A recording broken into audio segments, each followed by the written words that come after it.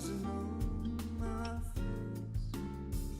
See shadows stretching in the dark, long figures walking, going up like sparks.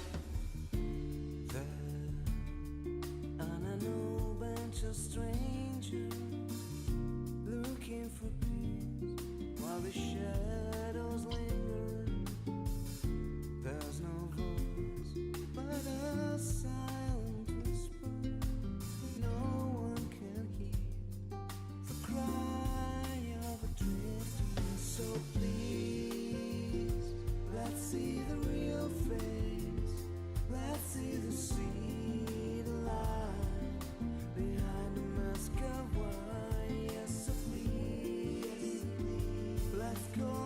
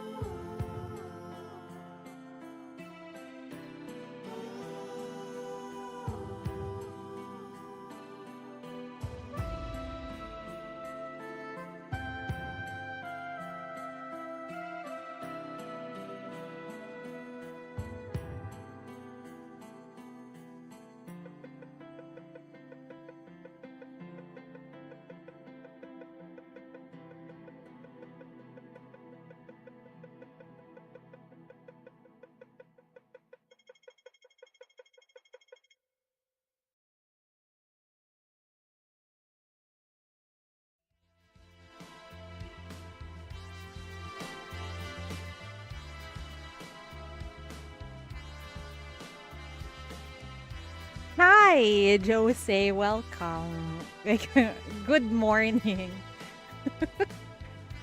It's another fine morning. Yeah, I had too much coffee. I don't think I can sleep. I couldn't resist a Tim Horton coffee earlier. Someone treated me. Yeah, I accepted. Hi, good morning, EJ. I You're going through your own interrogations because you have a huge backlog of them. Same here. I have a lot of backlog. I don't think I can work on everything within this lifetime. Morning, but you haven't slept. Well, technically, it's morning.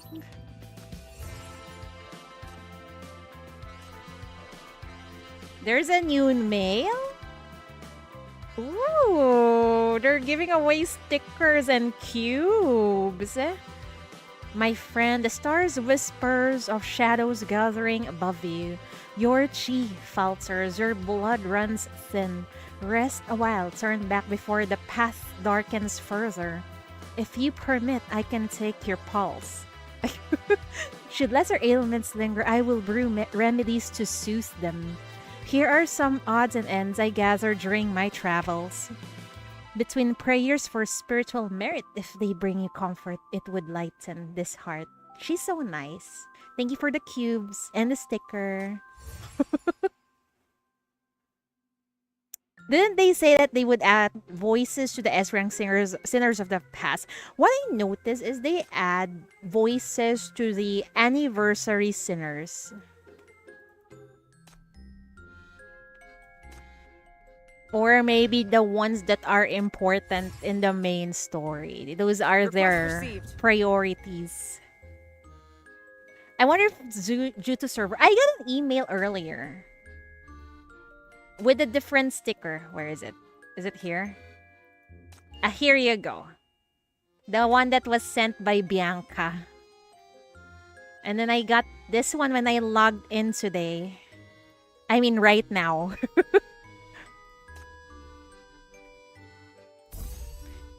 Is it because it's already past midnight?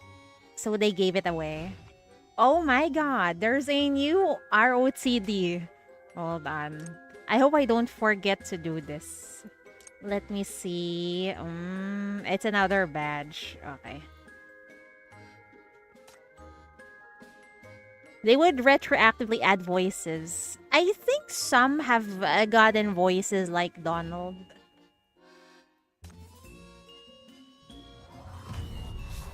I just hope S rank sinners every time they release one, it's voice, because my throat is gonna die. What is this?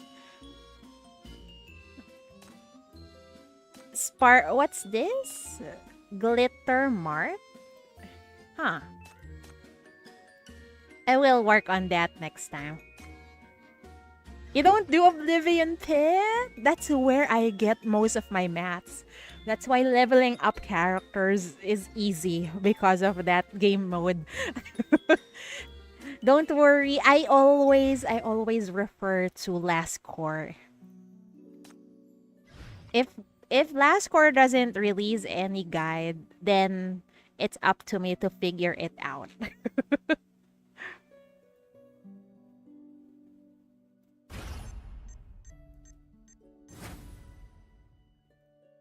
Alright, let's go. I'm done with my stamina. Let's go.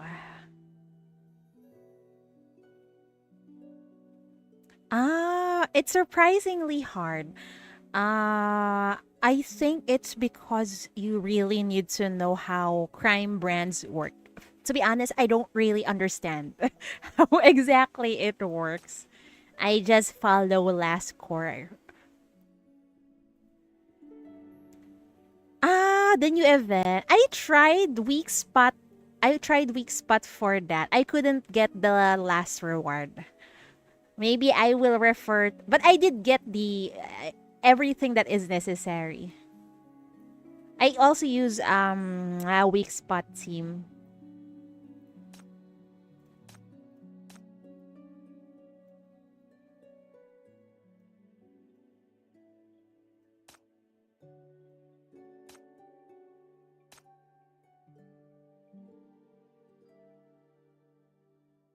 Oh, here she is. Let's see.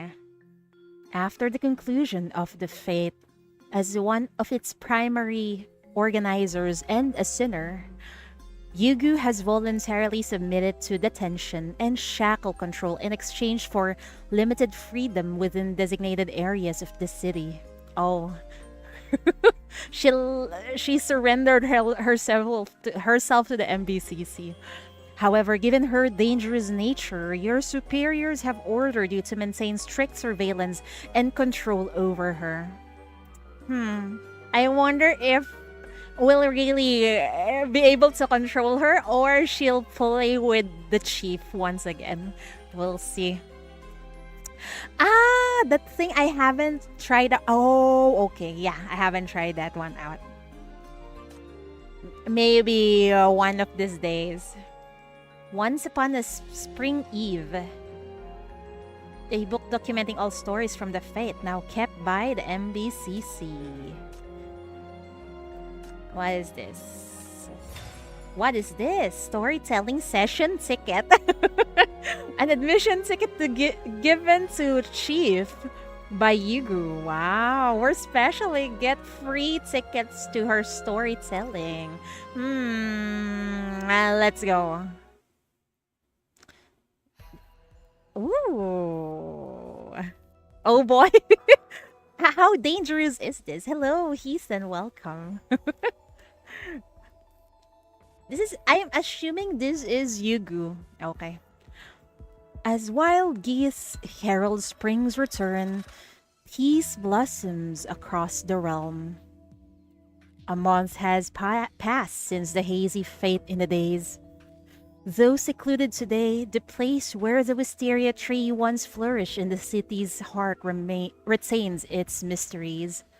Those who pass by often speak of gentle breezes caressing their faces and ethereal laughter floating on the wind.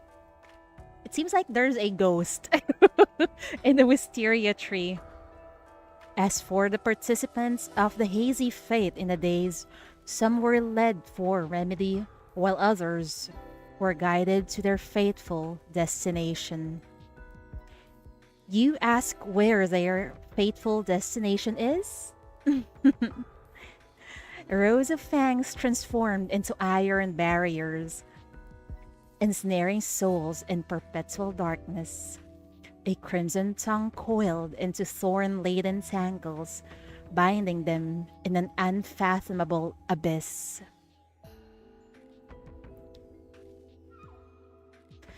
That fateful destination, naturally, it unfolded as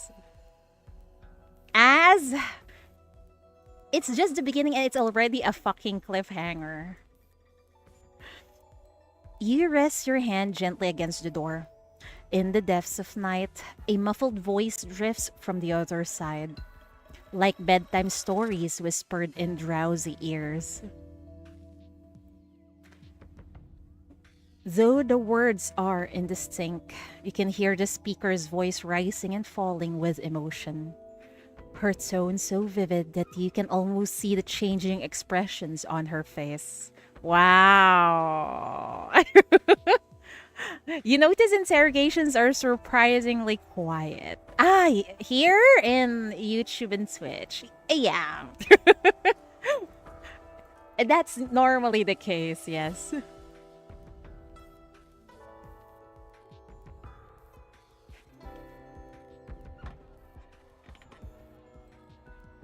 Even in game. Is it because it doesn't have any voice? Or maybe because it's a one-on-one session with the chief?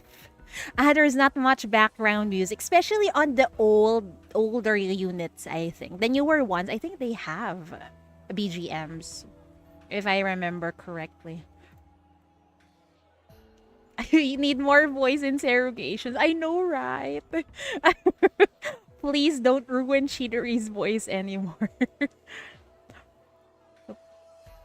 As you push the door open, the clamor of the crowd that had been held back by the door now washes over you like a tide. The room is modest in size, with a raised platform at the end. Below it, fewer than 10 small tables are arranged, yet every seat is filled. The atmosphere electric with excitement. You find an inconspicuous corner and lean against a pillar to watch. Is it Chief dreaming? But the performer seems to sense something, slowly raising her downcast eyes. Her unbearably captivating gaze meets yours, enveloping you in both her voice and her presence. How hot is she? She's so freaking hot, man. Very seductive. She's just gazing at the chief, and I'm like, "Whoo, ma'am, your presence.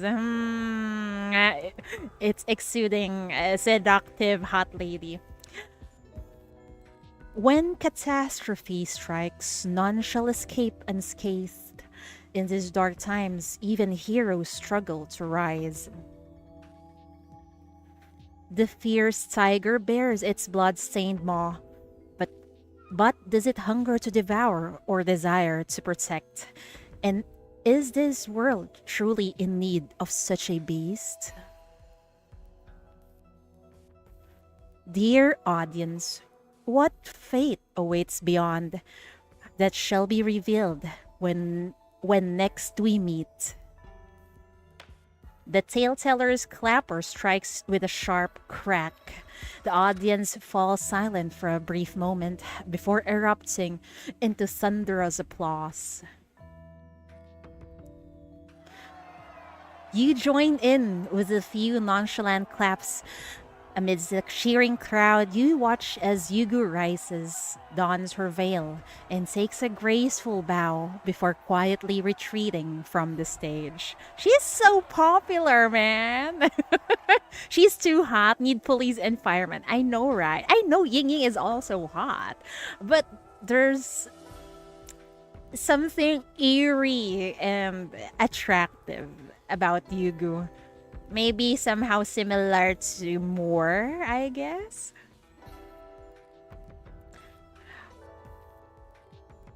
Only after Yugu disappears backstage with her banner does the audience gradually rise and file out of the room. Business is booming today. Ever since that tale teller came to East Side, this place has been packed every night. Yugu is eerie, scary, hotness. I know, right? Yinging is soft, kind, hot. Oh, yeah, that's a good description. They're polar opposite.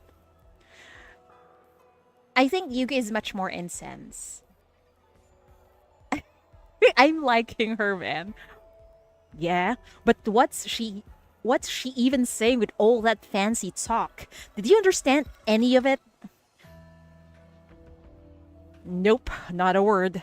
Bet most of the folks here didn't either. What do they call this trend again? Oh, right. Eastya, that's it. Everything Eastyan is all the rage in the city these days. Look over there. Someone's so hooked, not even budging after the show's over. Are they talking about us? Or the chief? You pretend not to hear them, clearing your throat and keeping your eyes fixed on the black curtain by the stage. Moments later, the tale teller, who had just held the audience spellbound, lifts the curtain, approaching you with measured steps while gently fanning herself. She's so freaking elegant.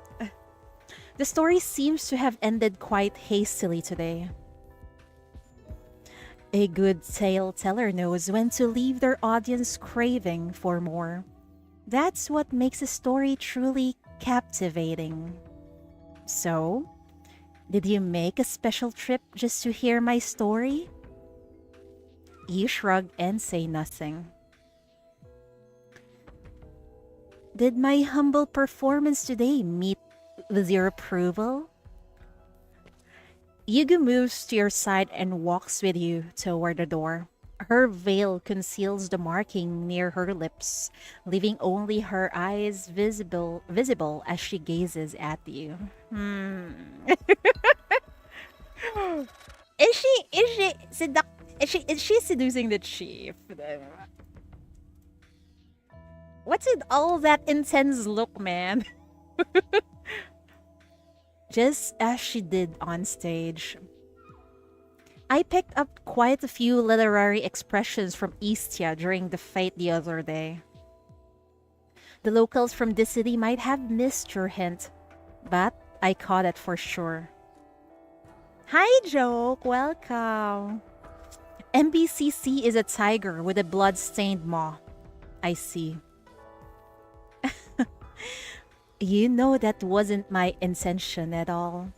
Though I must say, ever since the fate ended, I seem to spot you at every one of my performances. Oh, Chief, are you stalking Yugu? I can't sleep. Same, I can't sleep, so I might as well stream. I drank too much coffee. Oh dear. Yugu quickens her pace slightly and opens the door before you can reach it. You got this spoonful of coffee powder. What the fuck? For me, I drank maybe two big glasses of coffee earlier. I just can't sleep.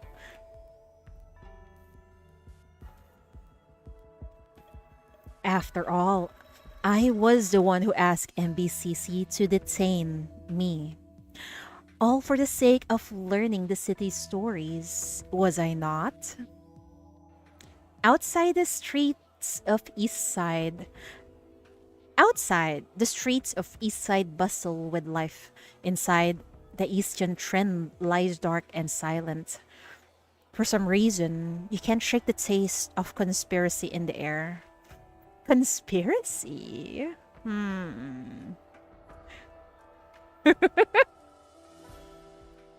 With she following everyone, no wonder she doesn't have any time for paperwork. I know, right? Of course, I know that.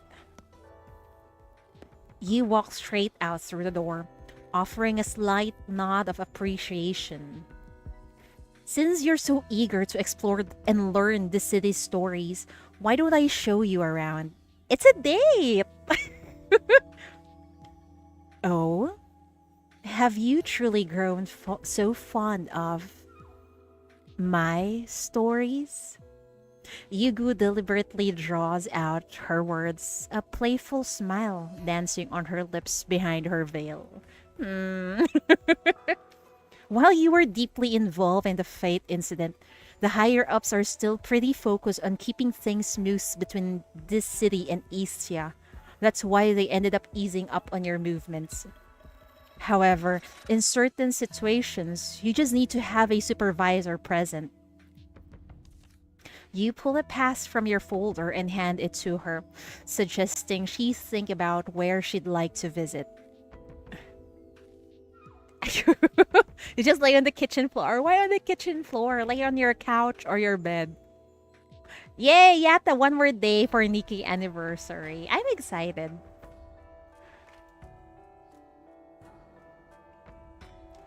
Yugu accepts the pass without a glance and tucks it into her sleeve, then offers you a graceful Eastern bow.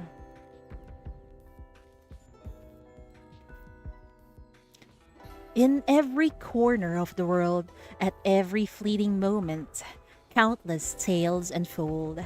Therefore, it is not the destination that holds significance,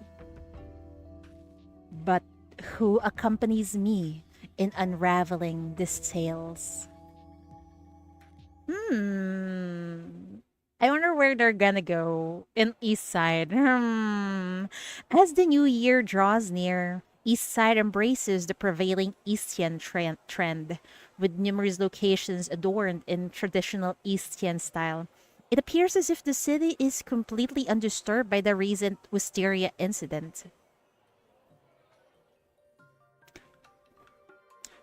The people of this city possess quite a remarkable resilience.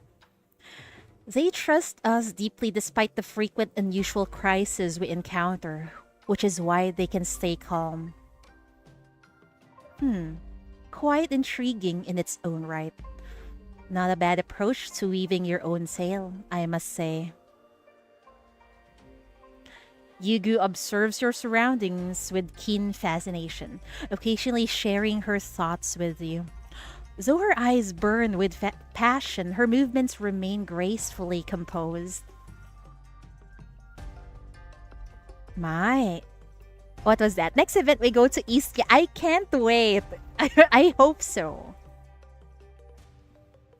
My, how does she say this? I have no idea. My, what a sight! People braving the winter cold in such a long queue. What treasures could be worth such dedication, I wonder? Looks like it's just an ordinary cafe. Maybe they're running some sort of limited time collaboration event. Or they've launched some weird new products that became the latest trend. It's still burning. Why did you have to put it in your nose? Joke. Speaking of events, think we'll get the JoJo event. I don't think so. Usually we don't get the collab events. You make your way to the front of the line to check the sign, then return to Yugu with a grimace.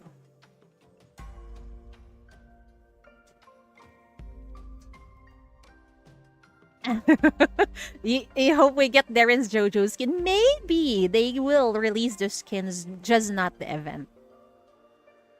Wow, snorted coffee. That sounds painful. It's not just a limited time collaborations, but also some kind of canned fish flavor product. Want to give it a try? What? We're gonna give Yugu canned sardines? I I don't think it fits her, but okay.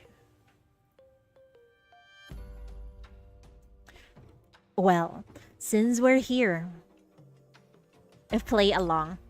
Looks like you Eastians can be just as wild as this city folks sometimes. Despite different upbringings and environments, Eastians and this city people are human all the same. Human nature has a way of being remarkably similar everywhere. Of course! There's just some difference in language and maybe appearances, but sometimes people are just generally the same. Why does Yugu smile so devious? Oh, that's her character. she... Hmm... She's just like that. She's really sauce, really. Yugu gracefully makes her way to the end of the line, offering no response to your comment. By the time you and Yugu emerge from the line, each holding a cup of coffee that's not exactly delicious, but at least palatable, neither of you has spoken for a while. Chief? Why did you go to a not so special place when you're going on a date with Yugu?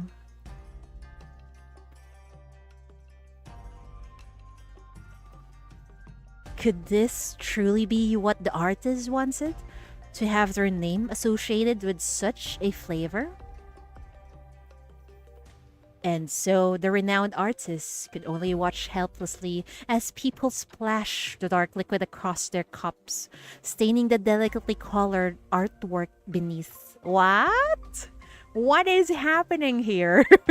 They're throwing the coffee on the artwork? The people's faces twisted in displeasure, their smiles strained and hollow. Yet, having spent their hard earned coins, they forced themselves to consume it all, allowing the flavor of long dead putrid fish to linger on their tongues. Who- Kekwe, are they drinking coffee with a freaking what sardines inside? What is this? That's nasty. Chief, why did you choose this place? Oh dear. No wonder the people are throwing their coffee.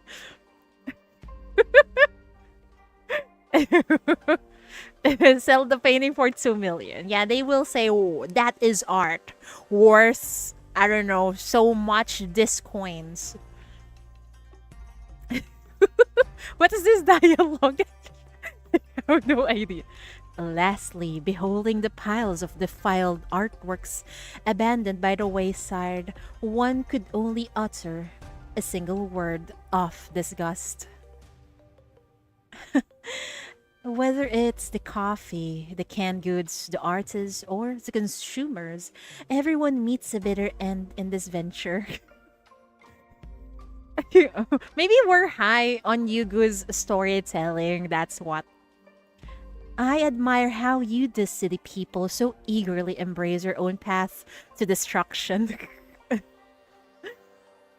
Yugi offers a faint smile as she gently lifts her sleeve to cover her face before swiftly gulping down her coffee in a single motion. What in the actual... Girl, don't finish it. I feel so embarrassed. You eye the coffee in your hand with a frown. Not wanting to waste food, you follow Yugu's lead and drink it all. That's freaking gross, man.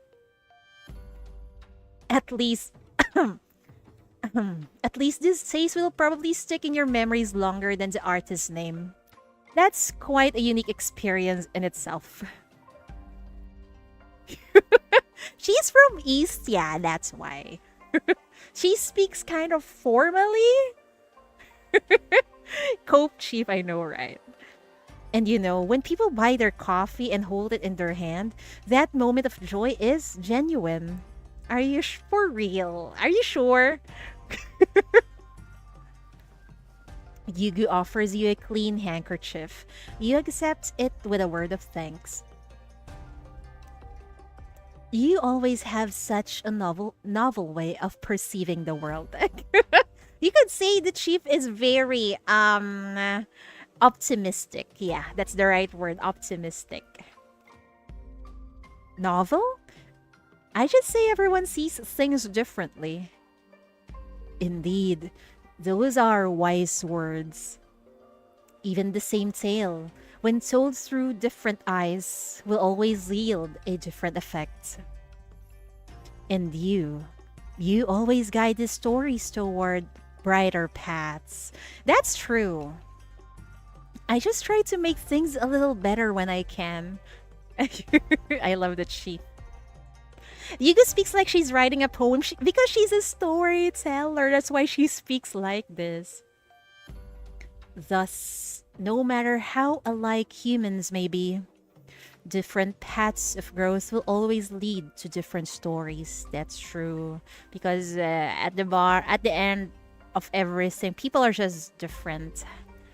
I remember one person said, the personality of people are just as many as the stars above. Nevertheless, humans are creatures of curiosity. Once they grow accustomed to peace and happiness, they begin seeking out novel, exhilarating experiences to script fresh chapters in their tales. Like what? Exhilarating example. Give us an example. And thus, we bear witness to such tragedies as that unpalatable cup of coffee, or those millennium eggs that make the city residents dread at the very thought of consuming them. Is it century eggs? I haven't tried those. The black eggs that looks rotten. Such flowering language. What? She just speaks in a roundabout way. You can understand it. Yugu's gossamer veil sways with her graceful steps as she gazes at you, amusement dancing in her eyes. But you speak true. The taste of suffering lingers in our memories longer than anything else. That's true. That's why we love tragic, sad stories because it has more impact. Wait, I'm sounding like Yugu. Oh dear.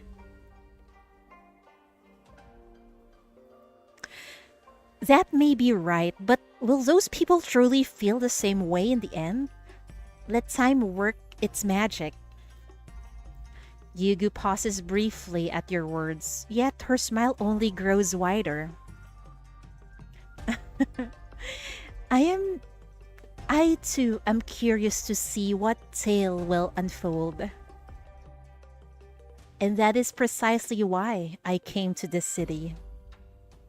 I've witnessed too many tales in Isia to be satisfied anymore. The city, this metropolis at the heart of calamity. What narratives will it unveil before me, I wonder? There's a hint of excitement in Yugu's voice as she eagerly anticipates seeing through your eyes what this city has endured in the years following the calamity. She wants to see, she wants tales of suffering. Oh dear. She wants exciting tales of suffering to add to her collection. And now it's this city edition. She yearns to discover how the citizens here cope with their daily lives in this apocalyptic age, expecting to find beautiful madness in their survival. Wow, the irony in that sentence. Well, you might be disappointed then. As you said, the people of the city might appear a bit too calm in their own crazy way. That's true. They not only rave about absolutely horrible coffee, but also. You point to something in the distance. Following your gesture, Yugu realizes that your casual stroll has led you to the area where the Wisteria Mania incident occurred. Forgot how messed up people in here are, always has been. That's why I love Fast to Nowhere. And the ladies are so messed up. But some ladies are really good. They're really good. Maybe they have messed up upbringings, but still, they try to be good in their own way, okay? I think the normal person here is the chief. Not many, yeah. There's not a lot of normal people in Pass Nowhere, which is understandable because of if you think about how messed up the setting is, you gotta understand that people will be messed up in the head. But I stand proud that all the immortals tried to be good. They did. They did. All they wanted was to help humanity. But look at what happened to them. A lot of them are good at heart, just need some help. Some you just can't, yeah, someone looks at Cabernet, you just can't save. But others, for example, who's a good example? I guess a good example will be, wait, I can't. I'm trying to remember. Who can we save? Wait. What was the name of that little kid in that toy event? I think she can be saved. Evia, I think so. Yeah. She just needs some caring and love. And I think even LL. Although I think there's something wrong with LL too. But she got a messed up family. That reminds me I should read her Interrogation. Doki Doki Literature Club, the strategy game. I haven't read that, so I'm not sure if it's the same. Hella? Hella is evil?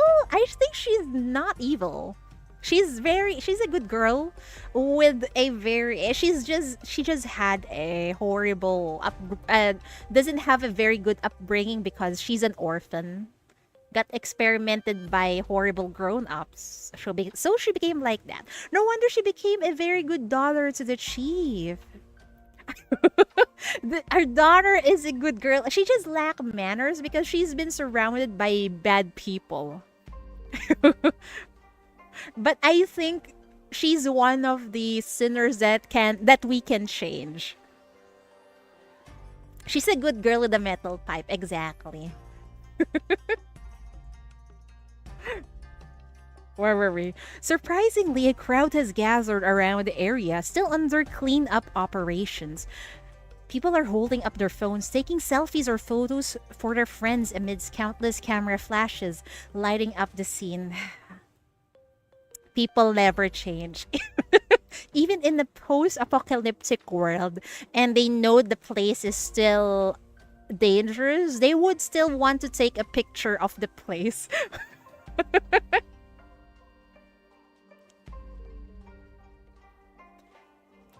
My chief, could it be you're still dwelling on the tale I shared? Why else would our little stroll lead up precisely here? I actually had another official task today. Besides besides delivering your pass, I need to assist FAC with their cleanup operations here. After the incident, the Public Security Bureau and FAC launched a joint emergency operation to clean up the remaining mania and debris. But for some reason, the containment protocols weren't properly implemented. With the recent Asian trend, curious citizens have been flocking here to take photos and post them on social media. Who could have thought the mania incident site would become a tourist hotspot? People are just crazy. It will, as long as they will gather likes or comments or clout, they will do whatever it takes. Hi, Coney, welcome. Whatever it takes to get those clicks. Oh dear, society. You ignore Yugu's teasing remarks and lead her toward the cleanup area. Now that you have your pass, you're authorized to enter this area. Besides, you were involved in this incident anyway, so I thought maybe having you assist with the cleanup might help us better understand its origin. Yeah, make her work. She's one of the cause of this incident anyway. So, it falls upon whoever tied the bell to untie it? Yes. But do they not fear that I might orchestrate another magnificent spectacle? Go ahead and try. You turn around and give her a casual, skeptical glance. If I could handle a story with two S-class sinners in hiding, I can certainly deal with one S-class sinner's magnificent spectacle. Ooh! Chief is talking big. Is it just me? But recently, or maybe in this event, Chief is so, what's the right term for it? Assertive. Yeah. Chief is so assertive in this event. Yes, put those ladies to work. Society's fucked up. That's why you stay away from posting anything related to your private life. Same here. Same here. I do love traveling, but I don't post my travels online. I used to, but I don't want to anymore. It's in my phone for me to enjoy and cherish.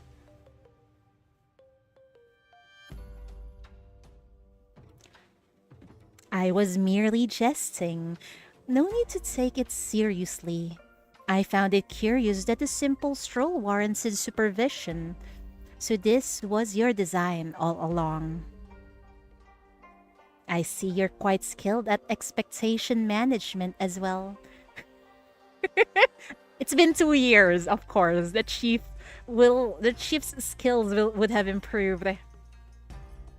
Yugu gracefully adjusts her sleeves as she follows behind you, her gaze fixed on the people taking photos near the remnants of the mania hysteria. It's dangerous nowadays, exactly. It's dangerous, and even AI can use your pictures, right? And they use it to make something like a fake video. Chief has always been sassy. Did you see them flip Sean over their shoulder? I haven't read the interrogation, but I did saw an art about relating to that. Did you see Mori, the free Nikkei? Her ass is big. I saw it. And she's adorable.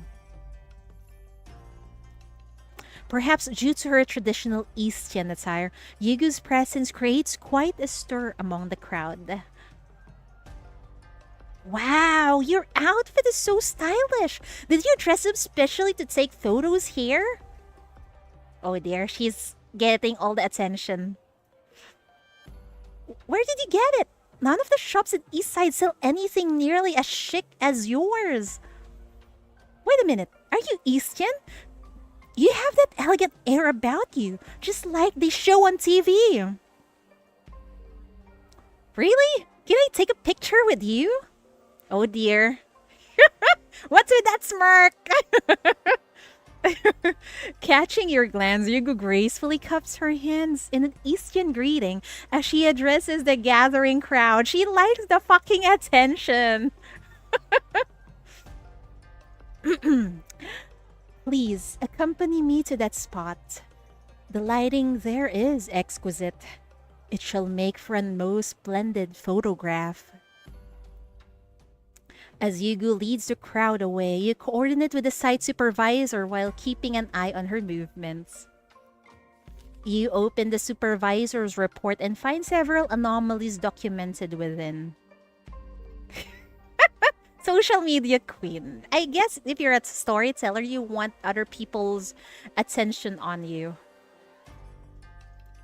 So besides becoming a tourist hotspot, there are also remnants of the mania entity wandering within the perimeter that can't be located. Is there a ghost in here? They can't locate a mania entity. Even after a thorough cleanup operation, it keeps reappearing within the area. You discreetly tap into your power to probe the area. Apart from the lingering wisteria mania, you detect another mania force gradually gathering in close proximity, then beginning its movement and slowly drawing closer to you. Oh?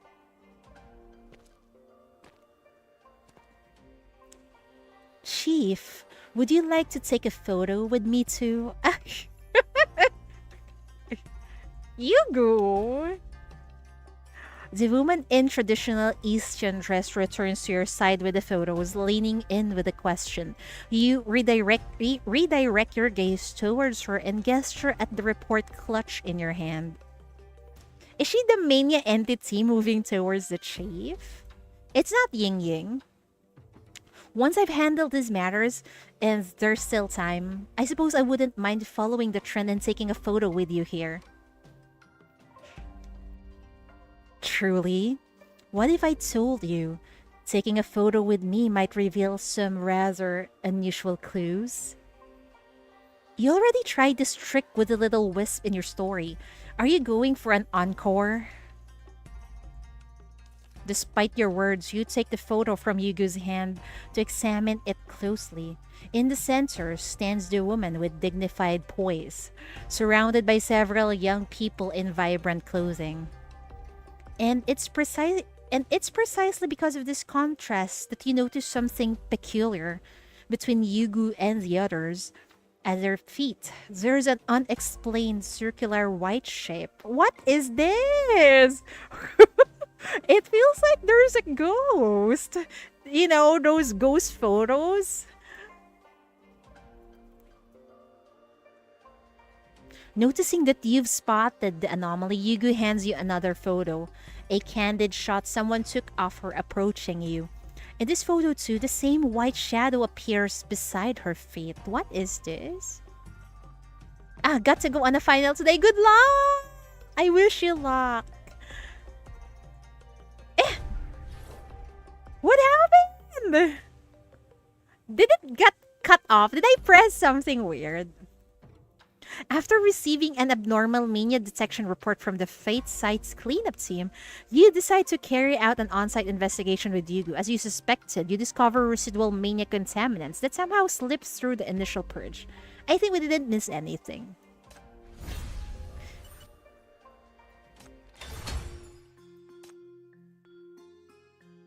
After receiving an... Oh wait, we're done with that. Since the residual mania mental contaminant could potentially trigger major consequences, you've decided against immediate removal, but instead plan to trace the source of the contamination before making a final decision.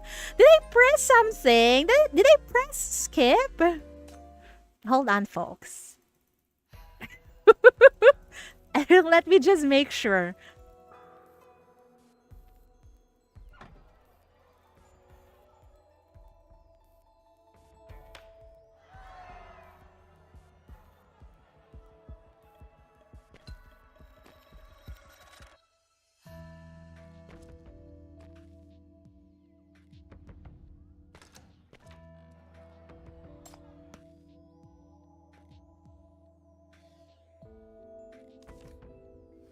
Hold on, folks. Let me just make sure we didn't miss anything. I hate it when I miss a certain part of a story.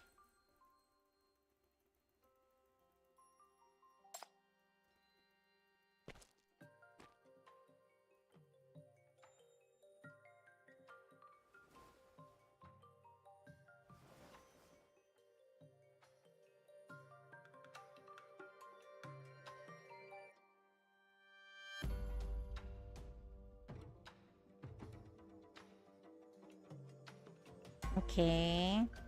They're here.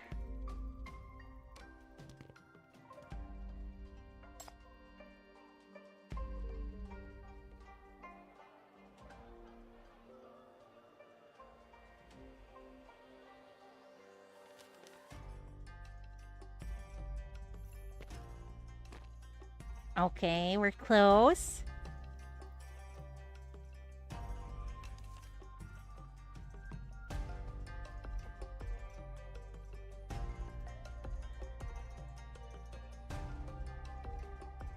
It really ended like that. What a fucking cliffhanger game. I was surprised because it was suddenly cut off. So that really was the last part of the dialogue. Okay, on to phase 2. Let's grab this first.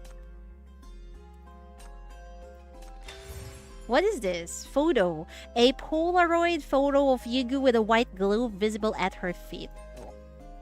What is this? Ghost photo? Of course it would, right?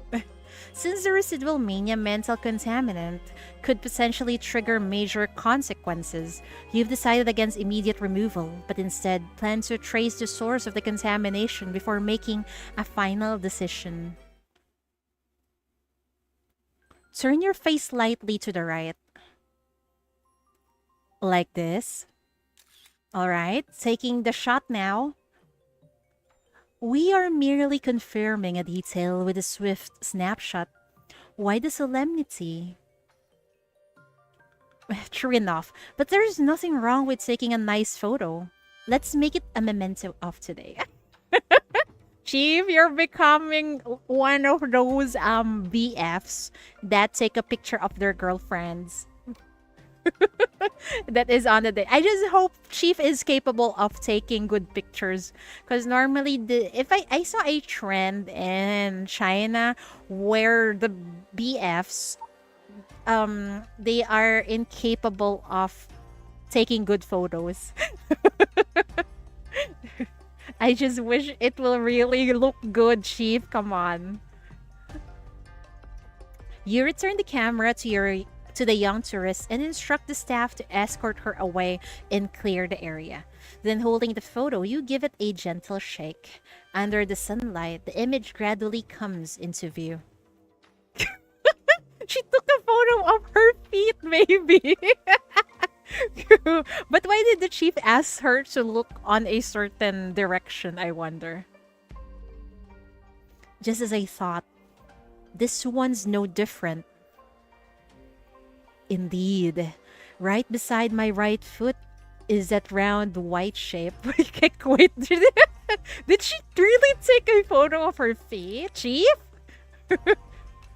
It really is a little wisp. How curious. By all accounts, you should have concluded all the characters from that story. To think that a little wisp, its lingering will and power so faint that it couldn't even take shape, managed to endure the final eruption. For investigation purposes. Yeah, it's definitely for investigation purposes, really. Fascinating. Truly fascinating. Following you always leads to the most intriguing tales. Yugu holds the photo, resting her chin on her hand in contemplation. If memory serves me well, you mentioned an encounter with a similar little wisp at the fete, one bearing a camera and photographs akin to this? Right. If I'm the only one who can sense it now, and only this kind of camera can capture it, then the only missing piece to make it manifest would be your power, wouldn't it? Yugu nods, gently plants her long banner into the ground, and removes her veil. Dear audience, allow me to regale you with a most enthralling narrative. Her voice, now unveiled, takes on a different tone, a mesmerizing melody that weaves through the air. As if guided by unseen strings, you find yourself drawn into yet another tale. Oh dear! While the surroundings remain unchanged, even the nearby staff members haven't turned to look. You both clearly see it. A small round white shadow lying motionless among the ruins and debris. You crouch down and clear away the debris, then reach out with a single finger to gently poke the ethereal form. Wake up, little one. Are you still conscious? Wow, Chief wants to free all of the souls in the wisteria tree, huh? Looks like it might still be conscious. Poke again. Are you sure? Are you sure that's okay? Who's... What is this? No more sleeping, little one.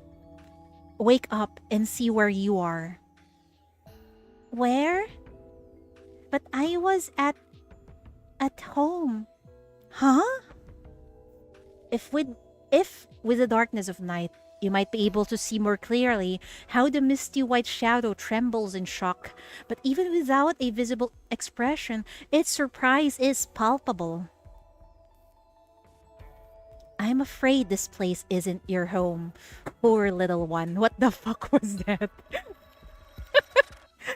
Someone is throwing fruits at our roof. No, it's just a tree. But that fucking surprised me. I'm sorry about there. It's actually mango season right now. We have a mango tree outside, and every night some fruits fall to our roof.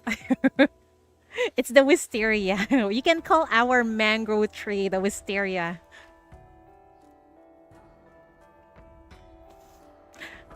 Can you remember anything? For instance, why are you here? Your presence beside Yugu evidently instills shock in the little one, causing it to instinctively back away until it bumps into some rubble. I... Don't be afraid. We just want to figure out what's going on together with you. We mean you no harm. You reach out your hand, offering it to the little wisp as one would to a skittish kitten upon first meeting.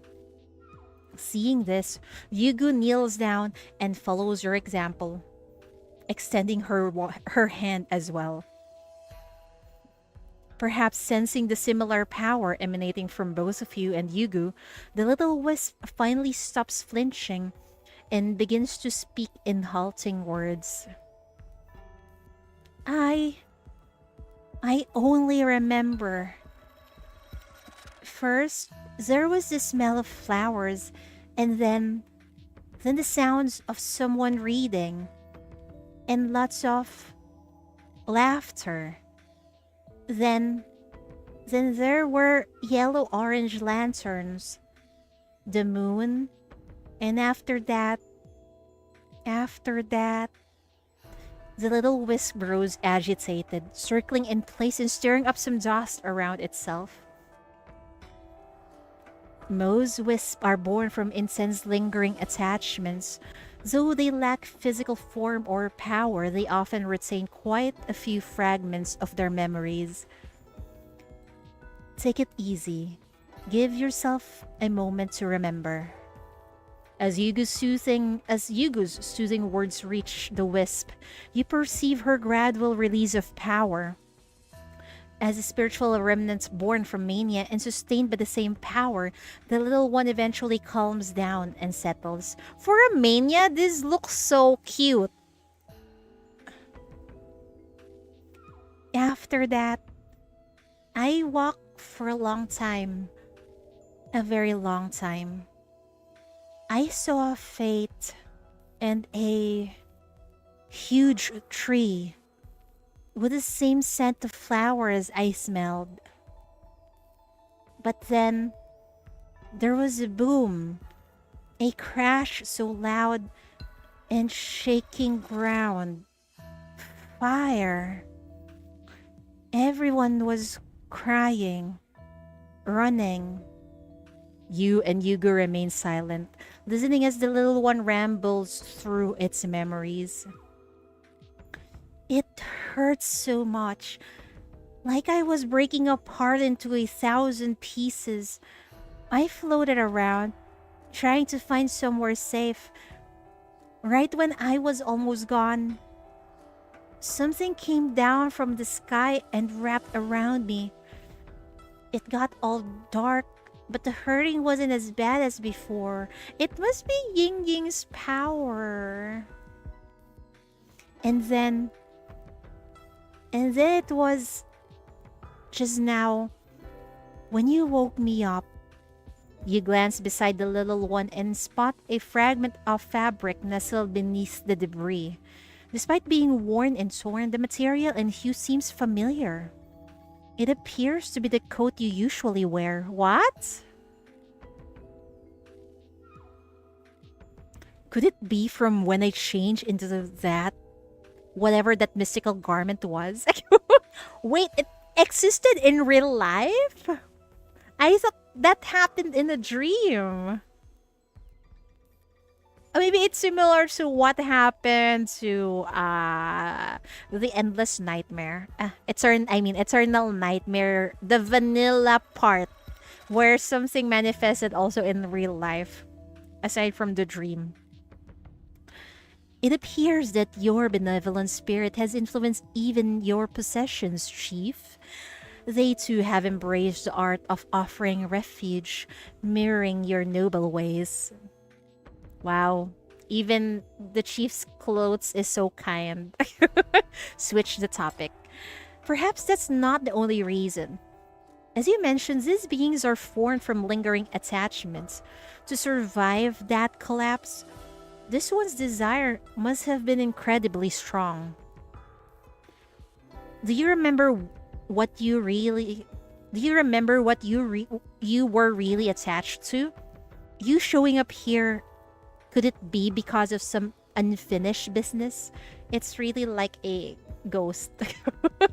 Your questions is met with a long silence from the little wisp. Finally, it trembles slightly before speaking in a halting voice. Unfinished business. My unfinished business. I think there was something I really wanted to do, but what was it? Ugh. A faint wave of mania radiates from the little wisp, causing the flame enveloping it to grow more violent. Both you and Yugu furrow your brows in concern as you sense the temperature abruptly spikes. Oh dear. You stand up and exchange a meaningful glance with Yugu, who shakes her head slightly. It's not in a good state. Yeah, I can tell.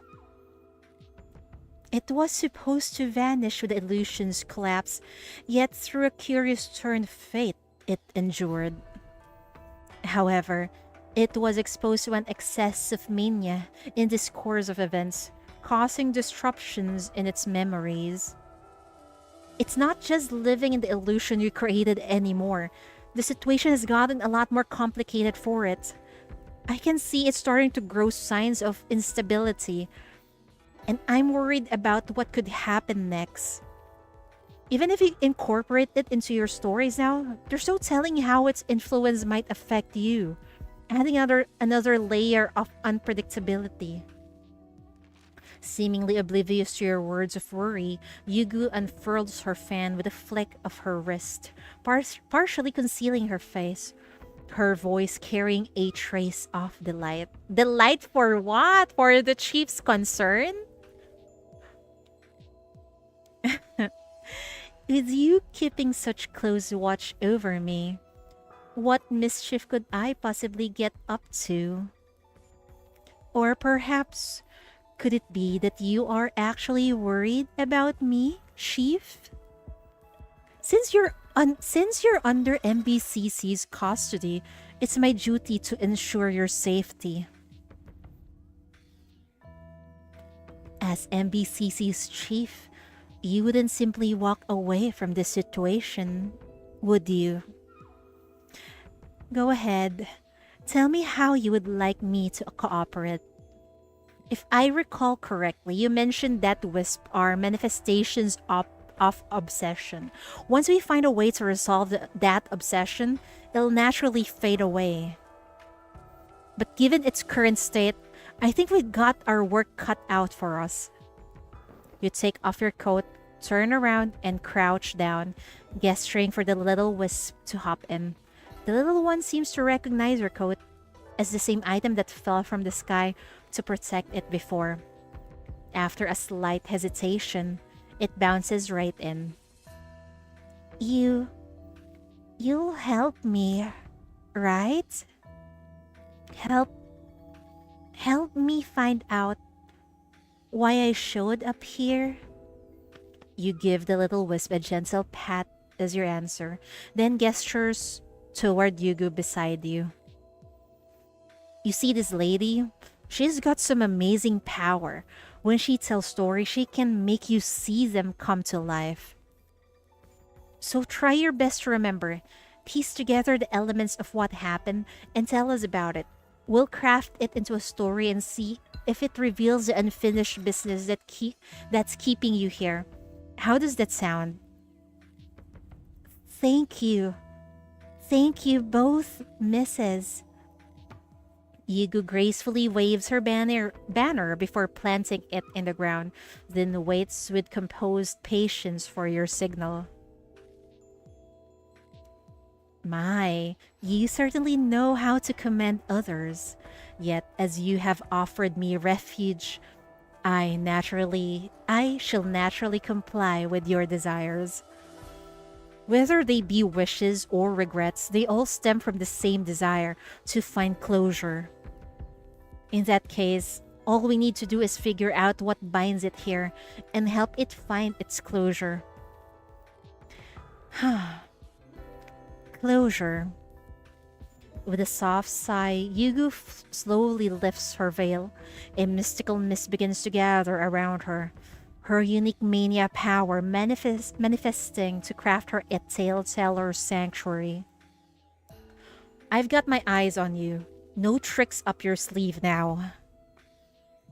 Pay me no mind, Chief. I am simply indulging in a moment of wistfulness. Unfulfilled wishes and lingering regrets from life becomes the anchors that bind souls after death. Even if we fulfill the desire of a lost soul, can its past life truly represent this present moment? Woe is me, for when I awakened from the shadows of a cold slumber, I found myself the sole bearer of the eternal river of time, embracing all, yet profoundly solitary. No one bears witness, no one takes notice, no one shares in my revelry, and so I alone shall redefine the spectrum of human emotions. Like a solitary bird, like a guttering flame, I know only to follow the paths beneath my feet, ever forward, until at last I realize my desperate awakening was all in vain, for wherever I turn lies nothing, nothing, and nothing.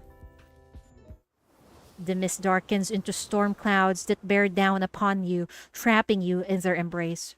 Yugu's veil falls away completely, revealing revealing a smile playing on her lips, but in her eyes you see nothing but pure, unbridled frenzy. Oh dear, what is she up to? Lady, what are you planning? I'm scared. Perhaps obliterating this world entirely might offer a more profound satisfaction. What are you planning? The story is yet to begin. Perhaps sensing the warning in your voice, the swirling mist suddenly halts, its violent motion gradually softening. The woman before you reins in her power and turns her attention to the little one in your arms. She scared me there. I thought she's about to end everything. Oh dear. Forgive me, little one. I allowed myself to be swept away. My heart merely yearns for stories, nothing more. Come now, tell me, what do you remember of your lingering attachments? What made them become your lingering attachments? She's scaring. Mom, I'm scared. To investigate the source of the mania residue, you and Yugu create another story, but having been subjected to an overwhelming mania impact, the residue's memories are chaotic and incomplete. Yugu suggests using her storytelling techniques to help the residue recover its memories and the reason why it is here. I think she was tempted to make things interesting by making that wisp miserable. Oh dear.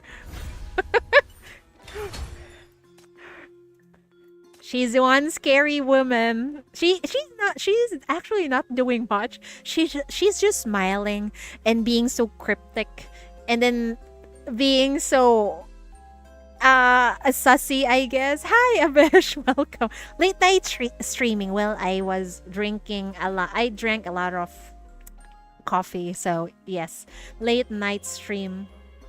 I feel so alive. She can ruin my life. I agree. Oh, why do I like characters like this? Maybe I'm messed up in the head. Having witnessed countless disasters in her travels, Yugu uses her experience to craft stories that might resonate with Little Wisp. She attempts to awaken its dormant memories with these tales and find out the thing that's troubling it, hoping this will resolve the problems caused by the mania residue.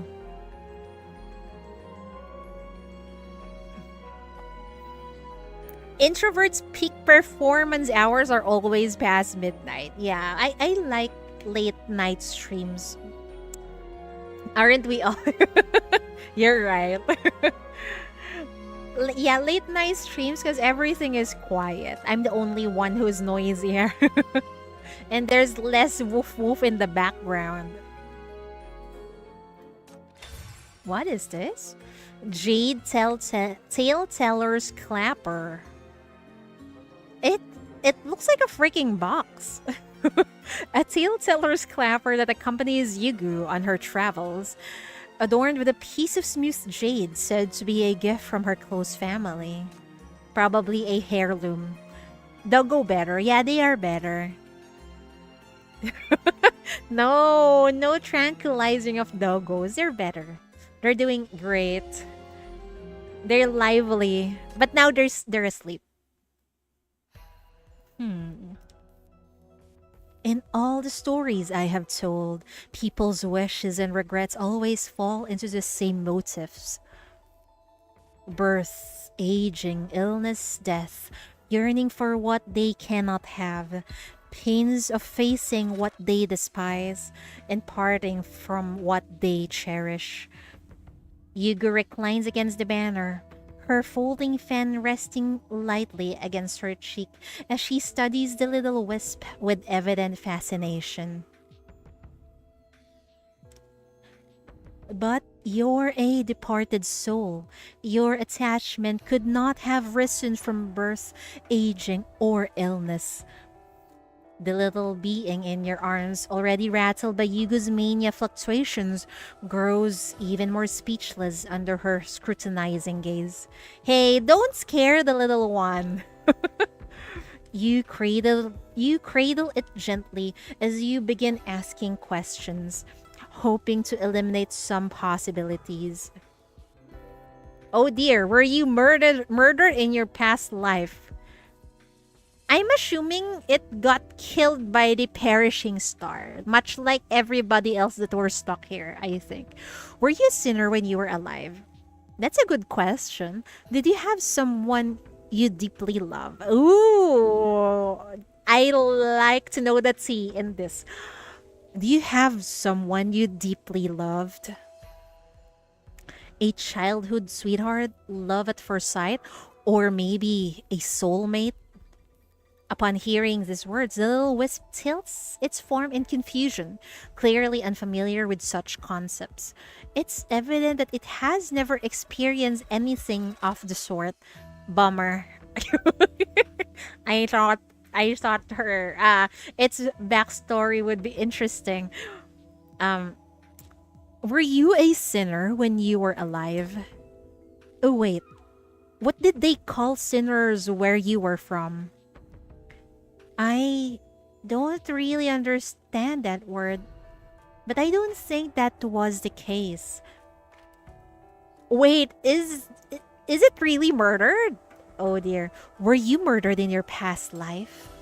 Did you have any enemies or people who wished you harm? No.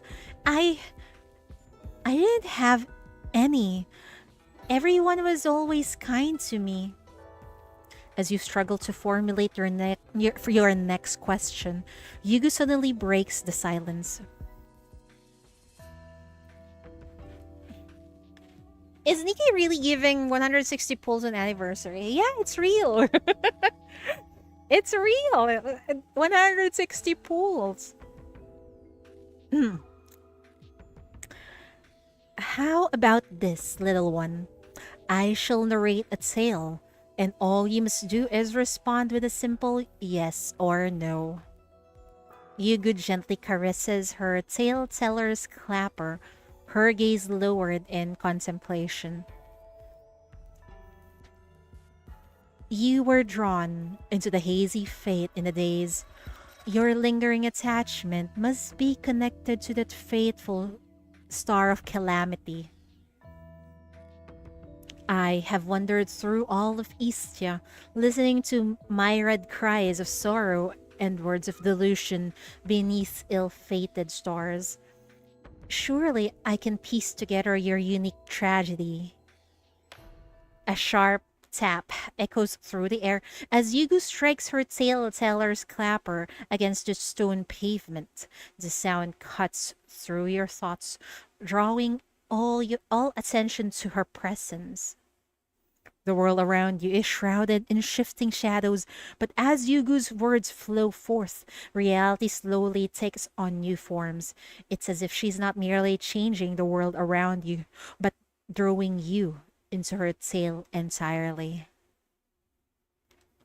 Oh, here we go. Wait, let me take a sip of water.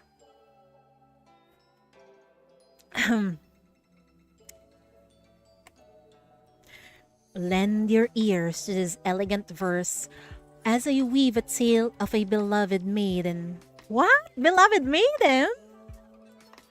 Within this narrative, there resided a mansion of opulent riches, adorned with vermilion gates and carved beams, crowned with gilded roofs and jeweled halls, encompassing expansive courtyards where ornate fountains dance, and housing vast chambers brimming with innumerable treasures. One blessed day, as divine light painted the heavens in splendor, a daughter was born to the household. From her first breath, she was showered with boundless affection, treasured like the rarest jewel by every soul within the estate. The young lady grew to be a vision of beauty, with features like delicate brush strokes and skin like pristine snow. Both to privilege. Wait, I read that wrong. Born to privilege, she flourished amidst splendor, adorned each day with fresh jewels, clothes in the finest silk. Her table brimmed with the rarest delicacies and the freshest seasonal fruits. Such a blessed life of luxury, all the world's love lavish upon one's soul. How it stirs such burning envy, makes one wish to tear flesh from bone, to take her place, or perhaps to crawl inside the moth. Interrupt her. This is getting out of hand again. So basically, there's like a rich Ojosan, rich young lady who is blessed by everything. And now someone is quite jealous of them, I presume. This is gonna turn dark, isn't it? Yes. Interrupt her. Hold on. We're getting off track. As the eerily lifelike mist begins to materialize, the grotesque scene from Yugo's tale, you quickly put a stop to it. Thank you, Chief. So basically, this is about a child born into a wealthy family, living a happy life, cherished and doted on by her parents, right? Yes, little one. In the beginning, you must have had such a home of joy and warmth too, didn't you? The little wisp bounces happily in your arms, clearly delighted. How did she know all this? Is this all just a hunch or something?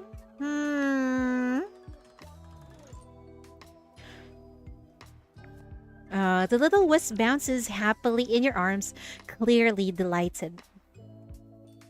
Yes, yes, that's right. I remember now. My home was just like she described.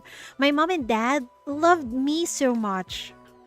She's really a rich lady. Oh dear. You? Shall we read the story before bed tonight? It's about a kind person who saved an injured phoenix in the depths of winter. In return, the phoenix blessed their village with bountiful crops, ensuring the people would never go hungry. Thus, the village became a paradise on earth. She's in Commander's Arms. Kekwe. Different game, Abesh. We call the main character here the chief.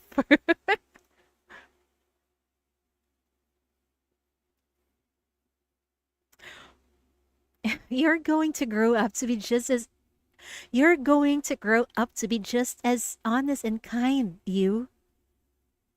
Yes, mother. Please read me the story.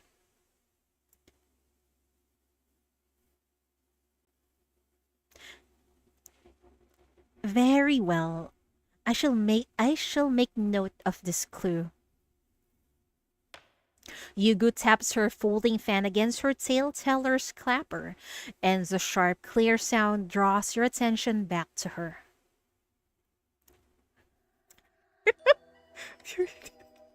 Reading Yugu's lines is bad for my throat. Hold on.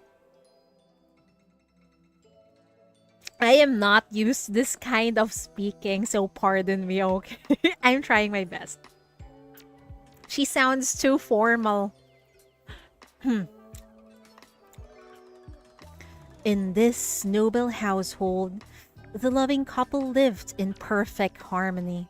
Their daughter, upon first learning of human nature, witnessed how her parents treated each other with utmost respect. From them, she learned that to receive kindness, one must first show kindness to others. They taught their daughter to look beyond social status, encouraging her to follow her heart's calling.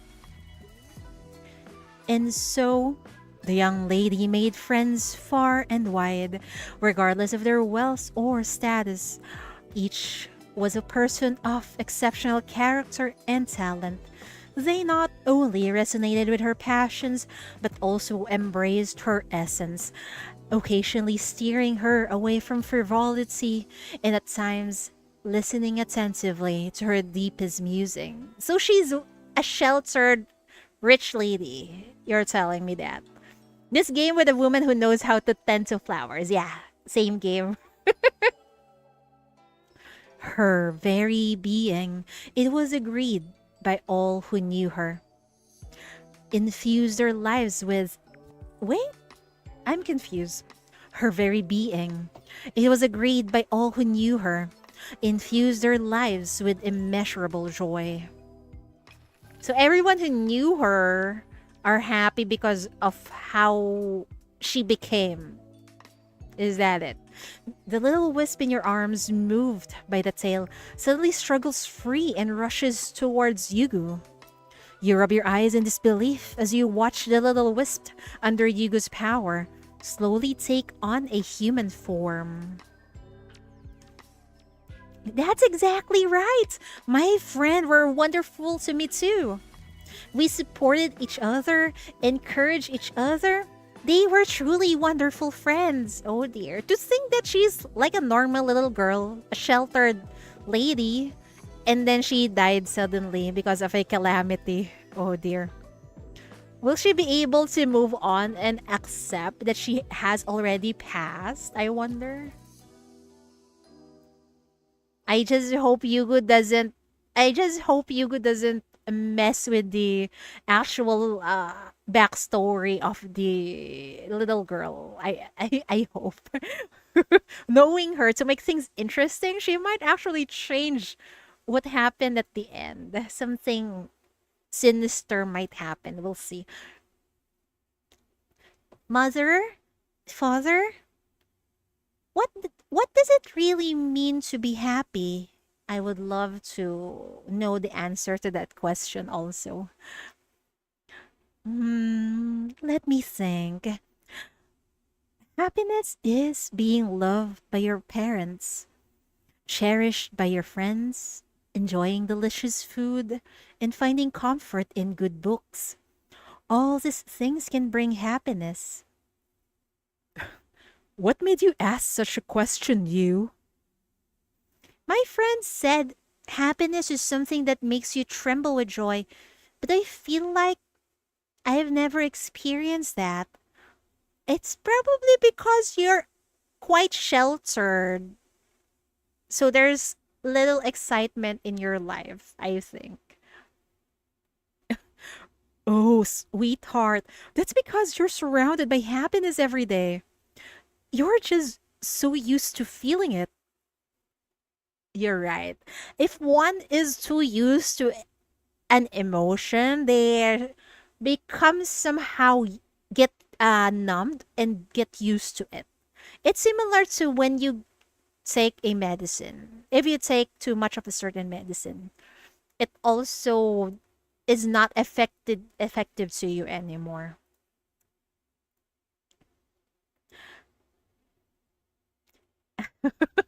What kind of problem is this?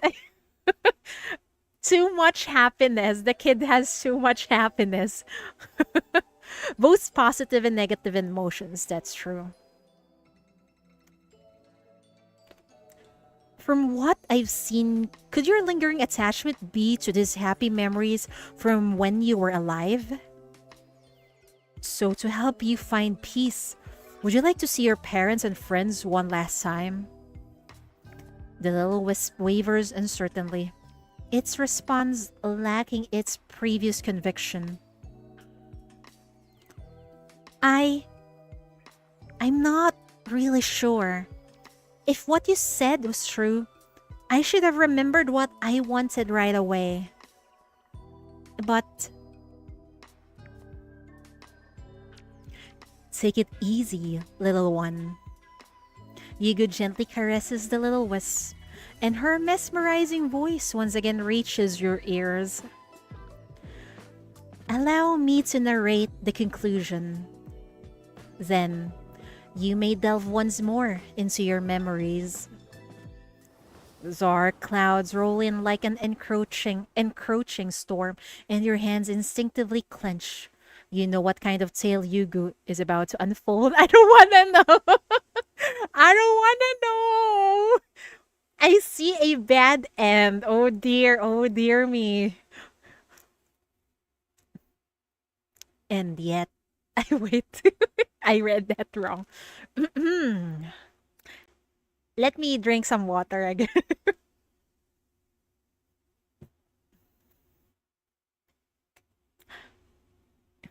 Yet, even as the maiden came of age, she had never found anything that brought true happiness to her heart. This is turning dark. However, fate is a fickle master. One fateful one fateful year, the heavens themselves changed. Crimson clouds painted the sky as a massive star of ill omen plummeted to earth. The world descended into chaos as monsters arose, leaving devastation in their wake. I don't like the BGM. Oh my. Her parents Her parents sought to flee the chaos and calamity with their daughter, never imagining that the anguish and hardship they encountered would be forever etched in the maiden's eyes, settling deep within her heart. Oh no! Everything is burning! Crimson light floods the heavens while flames rage and blood spills, accompanied by piercing screams of torment and the chilling sound of devouring. Truly a hell on earth. This is no mere story, but a catastrophe that actually befell this world. When the protective wall When the protective walls her parents built around her crumbled, she ventured forth among the masses, their bodies and souls scarred by catastrophe. She offered food and medicine, bowing her head with feigned tenderness, all to hear their heartrending tales, all to savor that exquisite agony that shattered her soul and sent shivers of dark pleasure through her body. No! Oh dear! You're giving back her trauma! Chief, please stop her. Master, the young lady has returned. But...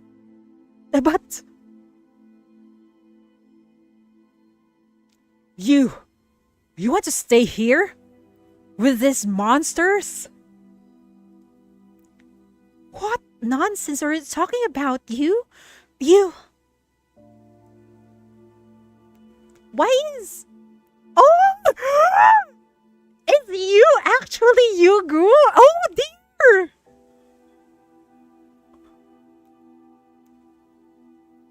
I made up my mind, Father. I know I have failed you both, betraying the years of love and care you have bestowed upon me. Dear Father and Mother, thus... What just happened? The daughter, kneeling formally before the steps, brandished a sharp dagger.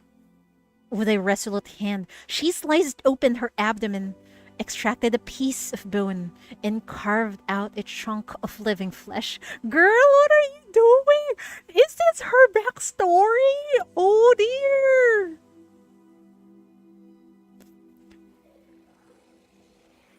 You know, her parents are not messed up. They're just overprotective, and this is how she fucking turns out. Oh dear, my oh. Yeah, she slit open her abdomen. I don't know what is she trying to prove here to her parents. We'll see though. A pitch black mist howled like a beast as it enveloped her wound, licking at the edges of the cut. Oh dear, does she already have mania at this point? Or is she corrupted at this point? Monster! You're just like them! You've become a monster! You're not our daughter anymore! Okay, that's it.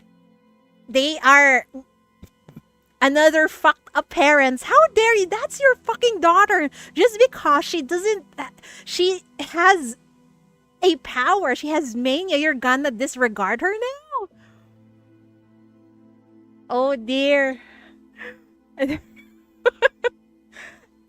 For every sinner, I think there is always fucked up parents in their story, in their own in their background. Oh dear.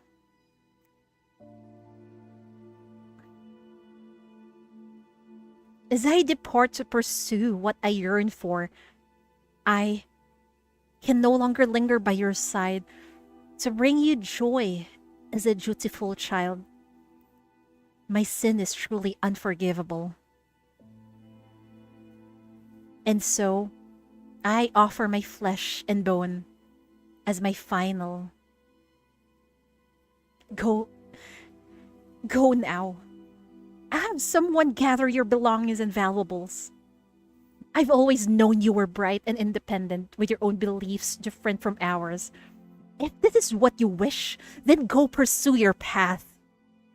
I only wish that you would remember us. Just because your daughter did not turn out the way you wanted them to, you wanted them to be, you're gonna throw them away. Oh my god. This kinds of parents doesn't deserve a child at all.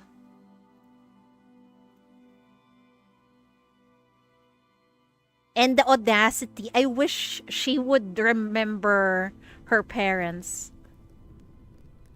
It's unfortunately super common in real life. I know, right?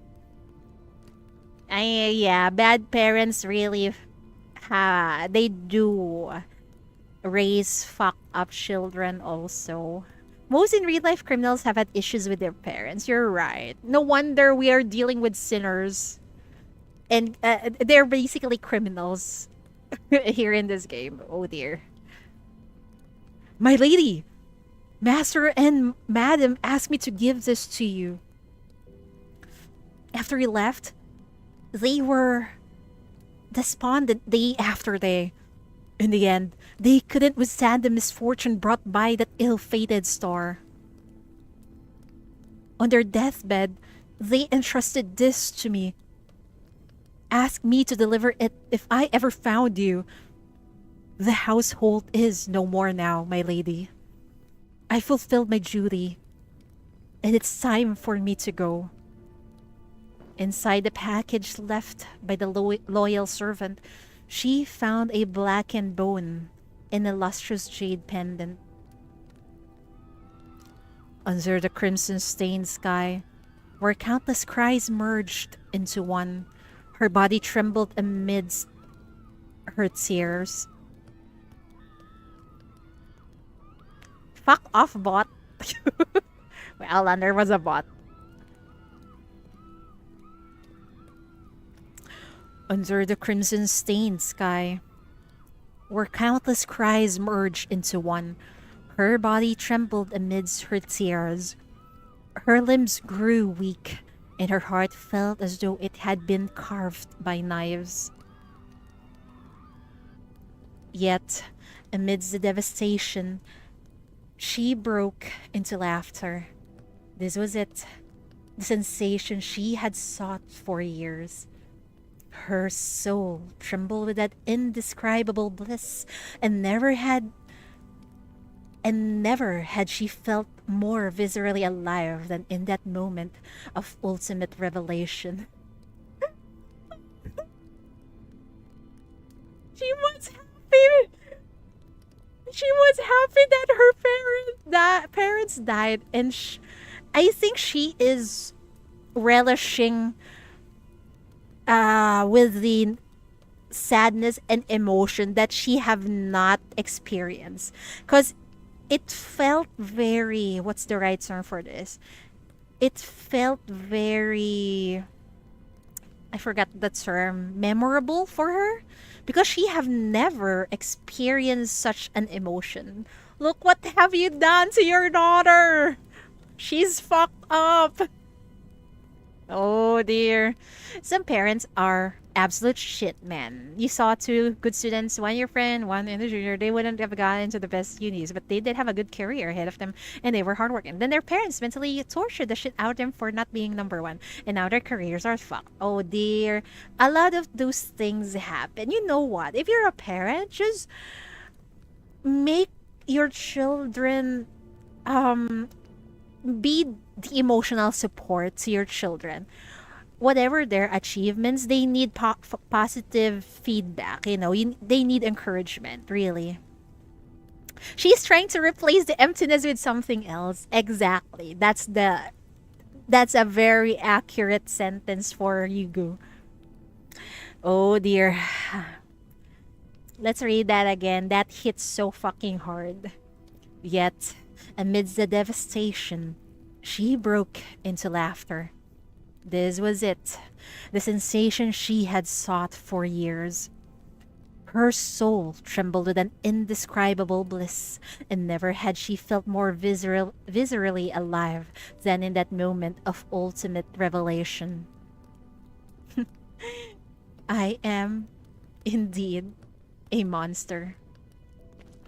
The woman murmured these words to herself, then gathered up her small bundle and turned back toward the inferno, stepping once more into that purgatory. Oh my god. No wonder she's all fucked up. I truly understand now.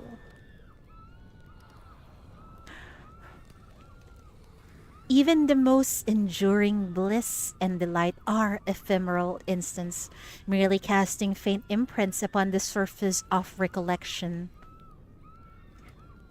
Only the agony of loss and the torment of regret can linger in the depths of memory, etching eternal scars. Damn, that is quite accurate. Those agony, those feelings of loss and torment, regret, those negative emotions, it will truly be engraved in one's mind forever, I think. So, you wish to return to the time before the tragedy? Or do you wish to prevent such tragedies from happening again? The clouds cease their movement, and in an instant, the fleeing crowds and their screams freeze in place. Even the breathing seems suppressed by some invisible force.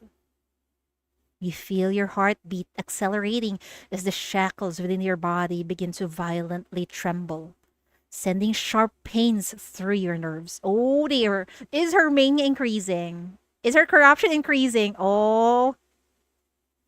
Beside you, Yuga raises her tale-teller's clapper to her chest. With slightly reddened eyes, she begins to speak softly. No, what she truly desired was destruction. Oh dear. A deep rumble suddenly explodes into being. Everything that was frozen lurches into motion as red light flashes through the air, and the wind begins to howl like a mourning dirge. Yugu, stop! After all, not everyone yearns for a perfect ending where all live happily ever after together. Isn't that right? The little wisp suddenly leaps from your arms. You instinctively rush to stop it, but it's already too late. Like a calamity, it all happens in an instant. Oh dear! Oh no! What are you doing? The wisteria tree bloom into red again. Oh my god. Yugu's whispers act like an igniting spark stirring something within the wisp. Like a ravenous beast, it greedily devours the surrounding mania before transforming into a dazzling light that instantly envelopes Yugu in its potent embrace. The wisp absorbs Yugu's power, growing increasingly stronger until it begins to overtake her presence. You can sense it merging with her, becoming one. Hey! I hope she doesn't become a black ring. Holy fuck. I knew it. Letting you tell stories would never end well. The humming of the shackle still echoes in your mind, your vision blurring. Despite this, you clench your teeth in determination and sprint towards Yugu. Maybe I should just take away your past. If you're causing this trouble right under my nose, who knows what chaos you'd create if I let you out of my sight?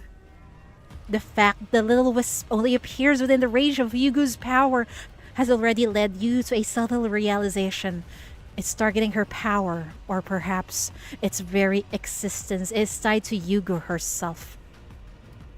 During the fate, the wisp discovered Yugu's power to create story worlds. Now, it seeks to harness her power to craft a new tale, one where the world meets its destruction, and this narrative plays perfectly into Yugu's own desires. Yugu remains motionless within the ethereal mist, but the scene around her grows increasingly real as mania seeps out. The explosion, the searing heat of flames, the screams of people, they all return, yet somehow different from before. Some run naked through the streets, faces streaked with tears, muttering incomprehensible words as if having forsaken reason. Some clutch treasures looted from the ruins, holding them close as flames sear their flesh, as if these cold riches are their last hope of salvation. My god, the images. The images reminds me of what happens, for example, if there's like a nuclear explosion that it happens. Everyone's just in utterly despair, running around. Their skin's burning. Their skin is burning, and then whatever they treasure, they hold dear. Oh dear. So I'm not sure, but is the perishing star? Does it somehow alludes to nuclear weapons? I wonder. Maybe, because both can destroy humanity. If we're going in that direction, is the perishing star human made? It almost feels that way. Yeah, it almost as if they're alluding it's actually a nuclear weapon. Who knows if we'll see a nuclear war in our... I hope not. I hope not. It's gonna be horrible.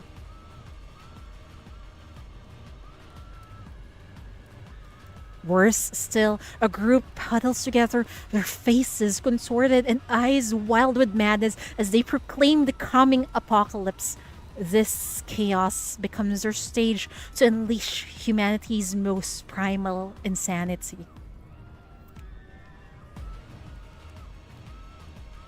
It reminds me of Grave of Fireflies. Oh dear. They dance atop the ruins, raising cups and shouting, drinking wine mixed with dirt as the earth trembles and flames swallow them whole, reducing their forms to meaningless shadows. The ground slowly ruptures, and every being in this world plummets into the abyss. You walk through the scenes of madness step by step until you stand at the edge of the final cliff, gazing at the sphere of light. Release the shackles!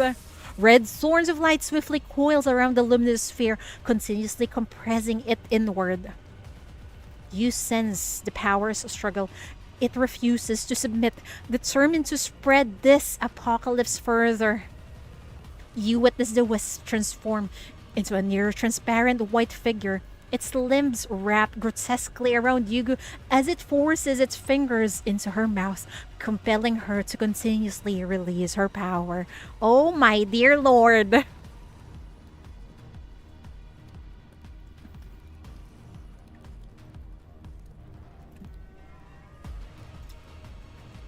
She is your sinner and the source of this devastation. Will you stand by and watch as her power drains away completely, letting the story become reality? You'll save her, right? Is this the mania talking? Stay silent. This is your story. Whatever ending you choose, that's what it will become. I will only step in to stop you if you really threaten reality and public safety. You won't like how that feels, so. The crimson thorns encircling Yugu in the wisp grew increasingly dense, lashing out savage claws against the nimble dark mist, blocking every path it attempts to break through. Chief is trying to hold on to her, and trying to not let the mania explode. I suggest you stop telling the story about yourself, rather than trying again to manipulate me into acting out your tragic ending. Miss Yugu. That was intense! Having recovered its memories and obsessive ideas, Little Wisp restrains Yugu and extracts more mania power from her to fulfill its world-destroying ambitions. It holds Yugu hostage, trying to manipulate you into using your powers for rescue. But you see, through the deception, this entire story is about no one else but Yugu herself. I don't want nuclear war, same here. You know who I'm actually more afraid of in using their nuclear warheads? It's the US of A.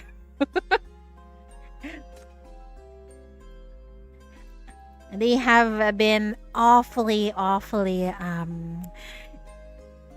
entangled with so much war, so much suffering in this world, to be honest. It's horrid, right? I'm not against the people of the US. No. I think there's something wrong with your government. That's it. Because why would a country who plans that they're for peace and democracy have so many bases all over the world? Isn't that ironic? I sometimes wonder if they're gonna finally nuke Iran. I don't know either. It's just every fucking time there's a news about the Middle East, it's unsettling, really. You don't know what's gonna happen there. It's just the people in power, exactly. Whoever is in charge, that's it.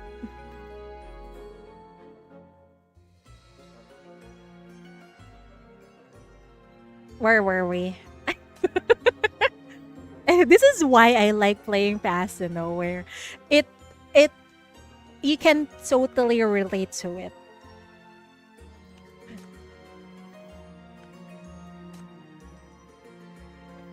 The Freedom Crusaders is it.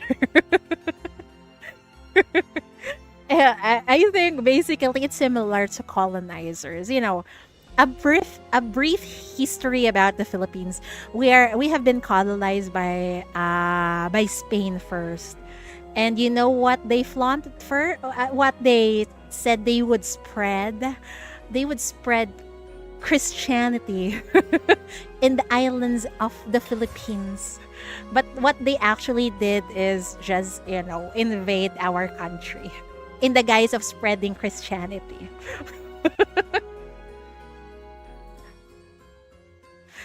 The writing is really good. It does. It does. It's very relatable. Wasn't it the Muslims first until the Spanish appeared? I think the Muslims, yeah, they existed first here, but it was the Spanish who wanted to convert people.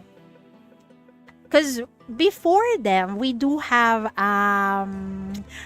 governments like the Datus, who they have their own places they govern until the colonizers came. The Muslims, they just there's not much history during back then, probably because there's little insect documents, probably. But I think, yeah, the Muslims came here first, but I did not think they invaded. I heard they converted with swords on throats. Yeah. But good thing some locals managed to see through their guys. No wonder, look at Magellan. He got killed in the islands of Cebu.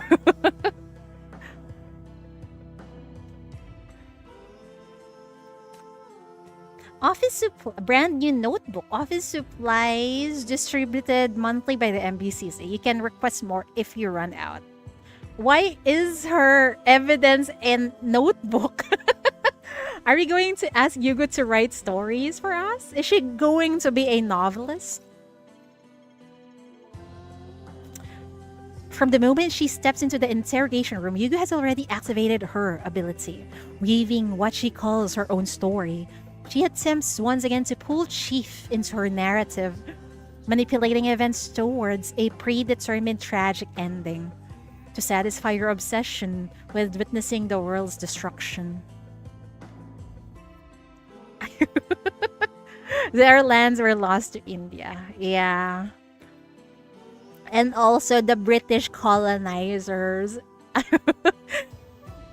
they chop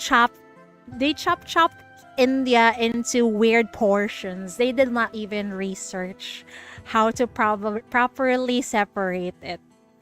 Because before, I heard there was Pakistan on both sides of India, if I remember correctly. And then that's kind of weird because why would you put like two countries and then Pakistan is divided and India is in the middle? Like what? What kind of stupid idea is this? Now we just have a small amount of lands. It's probably because of how those British colonizers divided the land when they were ruling it. Oh my god, really? They almost chopped up your parents' home districts. Oh dear. That's that's messed up. Look at the mess they did to everyone's countries. Oh dear. Okay, back to the story we go. PTN with a side of history. Yeah. We got a little bit of history of India, Bangladesh, Pakistan, and even the Philippines.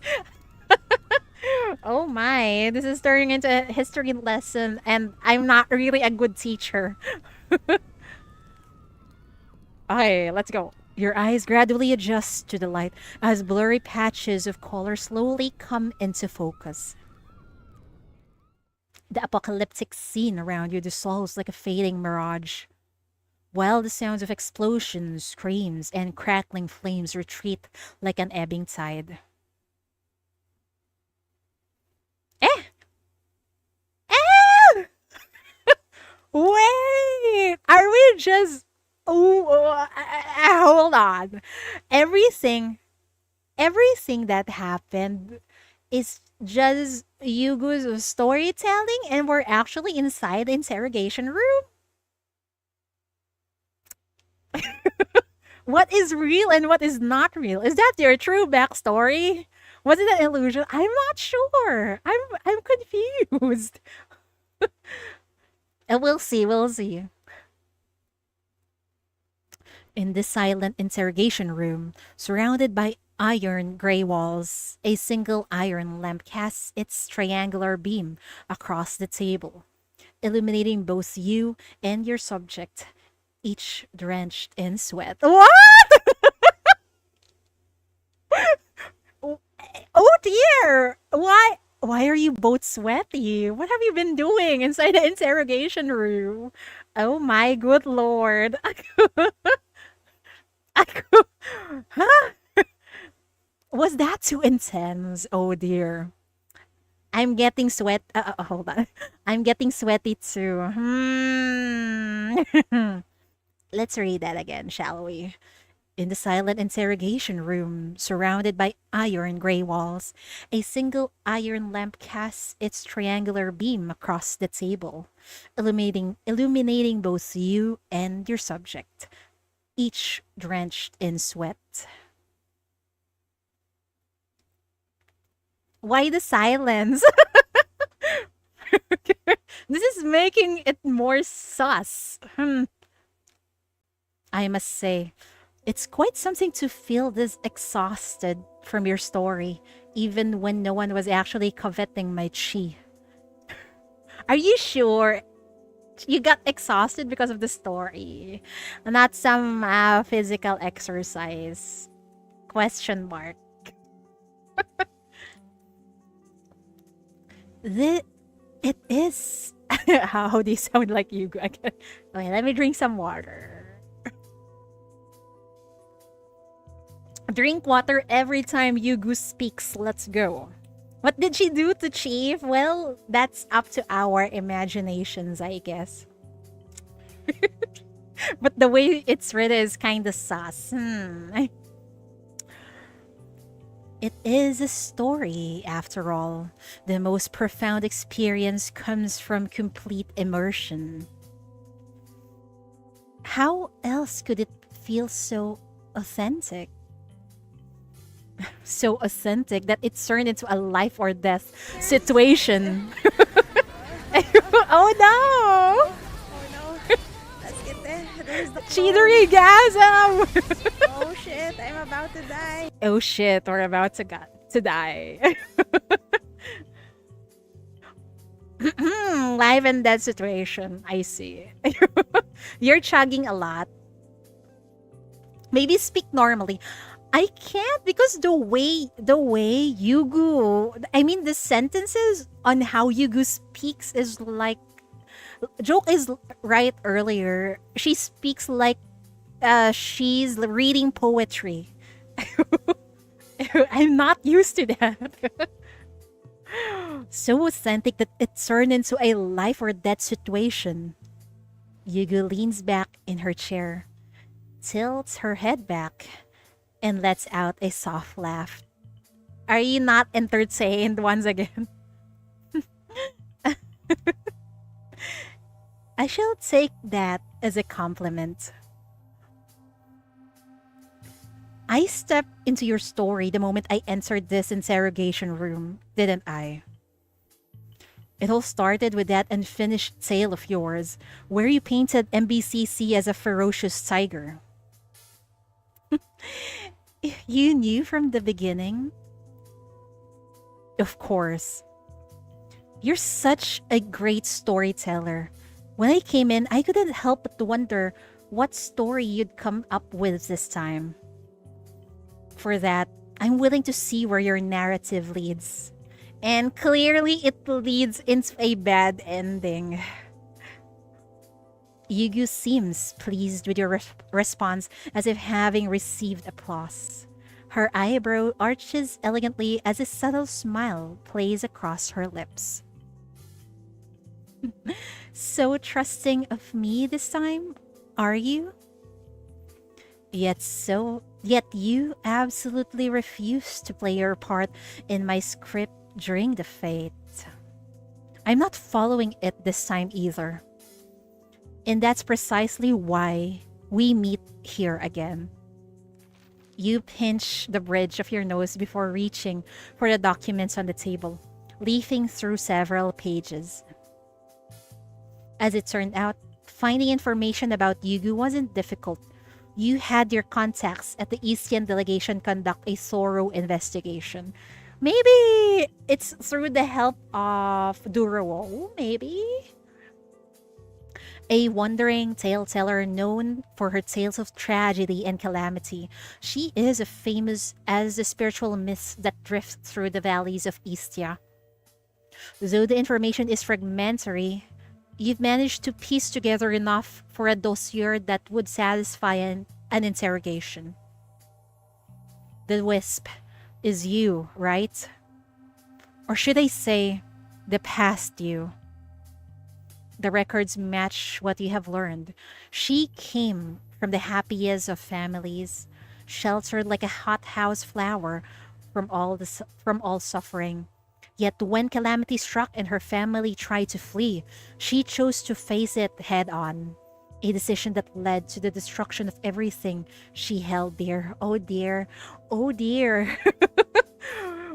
What is real?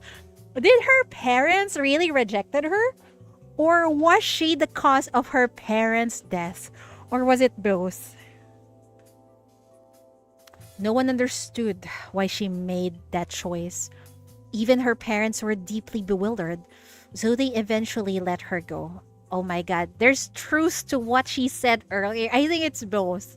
It's both that she got her parents left her, but it's the reason is probably because they feel like she's not their daughter anymore. She's acting weird in the parents' point of view, I think. What if she made it all up? I know, right? But from the files of the chief, it seems like there's a truth to her story. Can I ask you what drove you to this path? What really made you? To be honest with you, this is the first time I have included myself into one of my tales. Yugu cuts off your question and takes the liberty to speak on her own. I've chased after calamities and corruptors, listening to countless tales that would bring anyone to tears of grief and anguish. I wove them into stories and spread them far and wide. People fail to comprehend.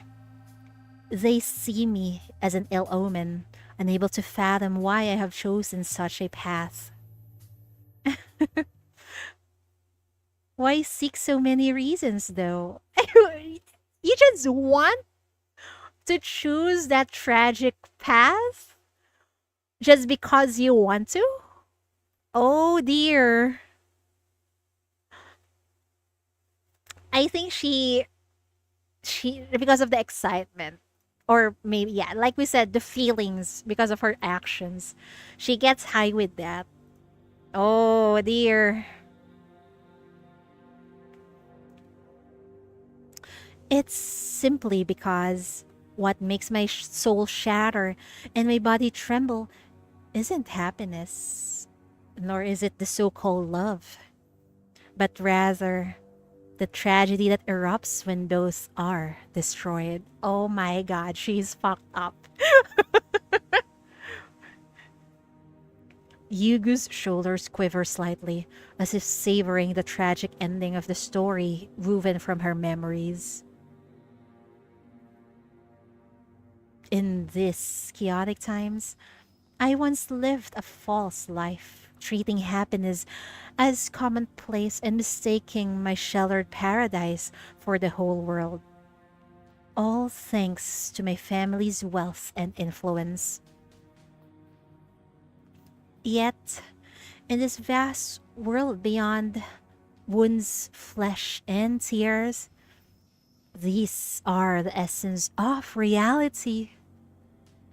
They are what genuinely stir one's soul, making my very marrow burn with excitement. Oh god. Why is it always the rich ladies who are fucked up? God. I remember Cabernet. She also has a fucked up interrogation. Ella, on the other hand, well, she got fucked up parents. They are wealthy though, but she got abandoned. It's always the rich families who have the problems.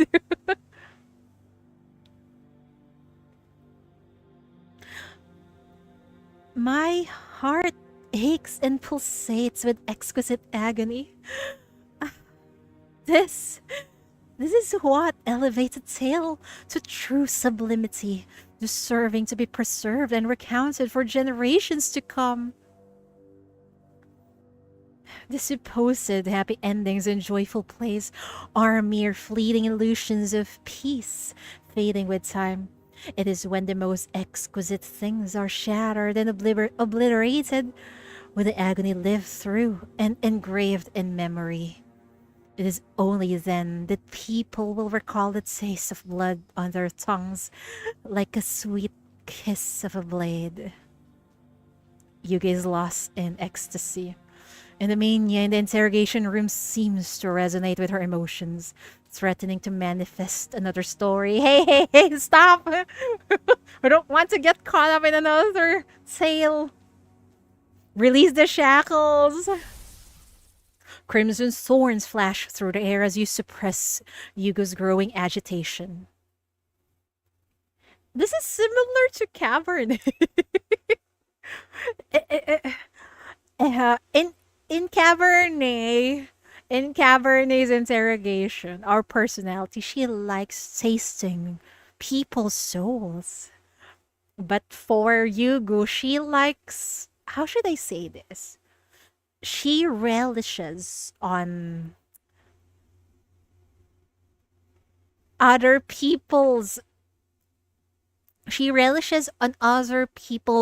negative emotion. She likes what's this? She likes watching other people's misery. That's the exact word. She likes watching other people's misery, but she doesn't want to be the one who will inflict that misery on them. My God. She relishes on people's reactions so intense negative emotion. Yes, exactly.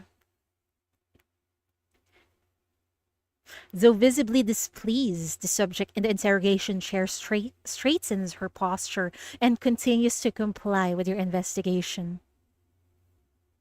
However, my narratives are but reflections of what I have observed, tales woven from the experiences of others.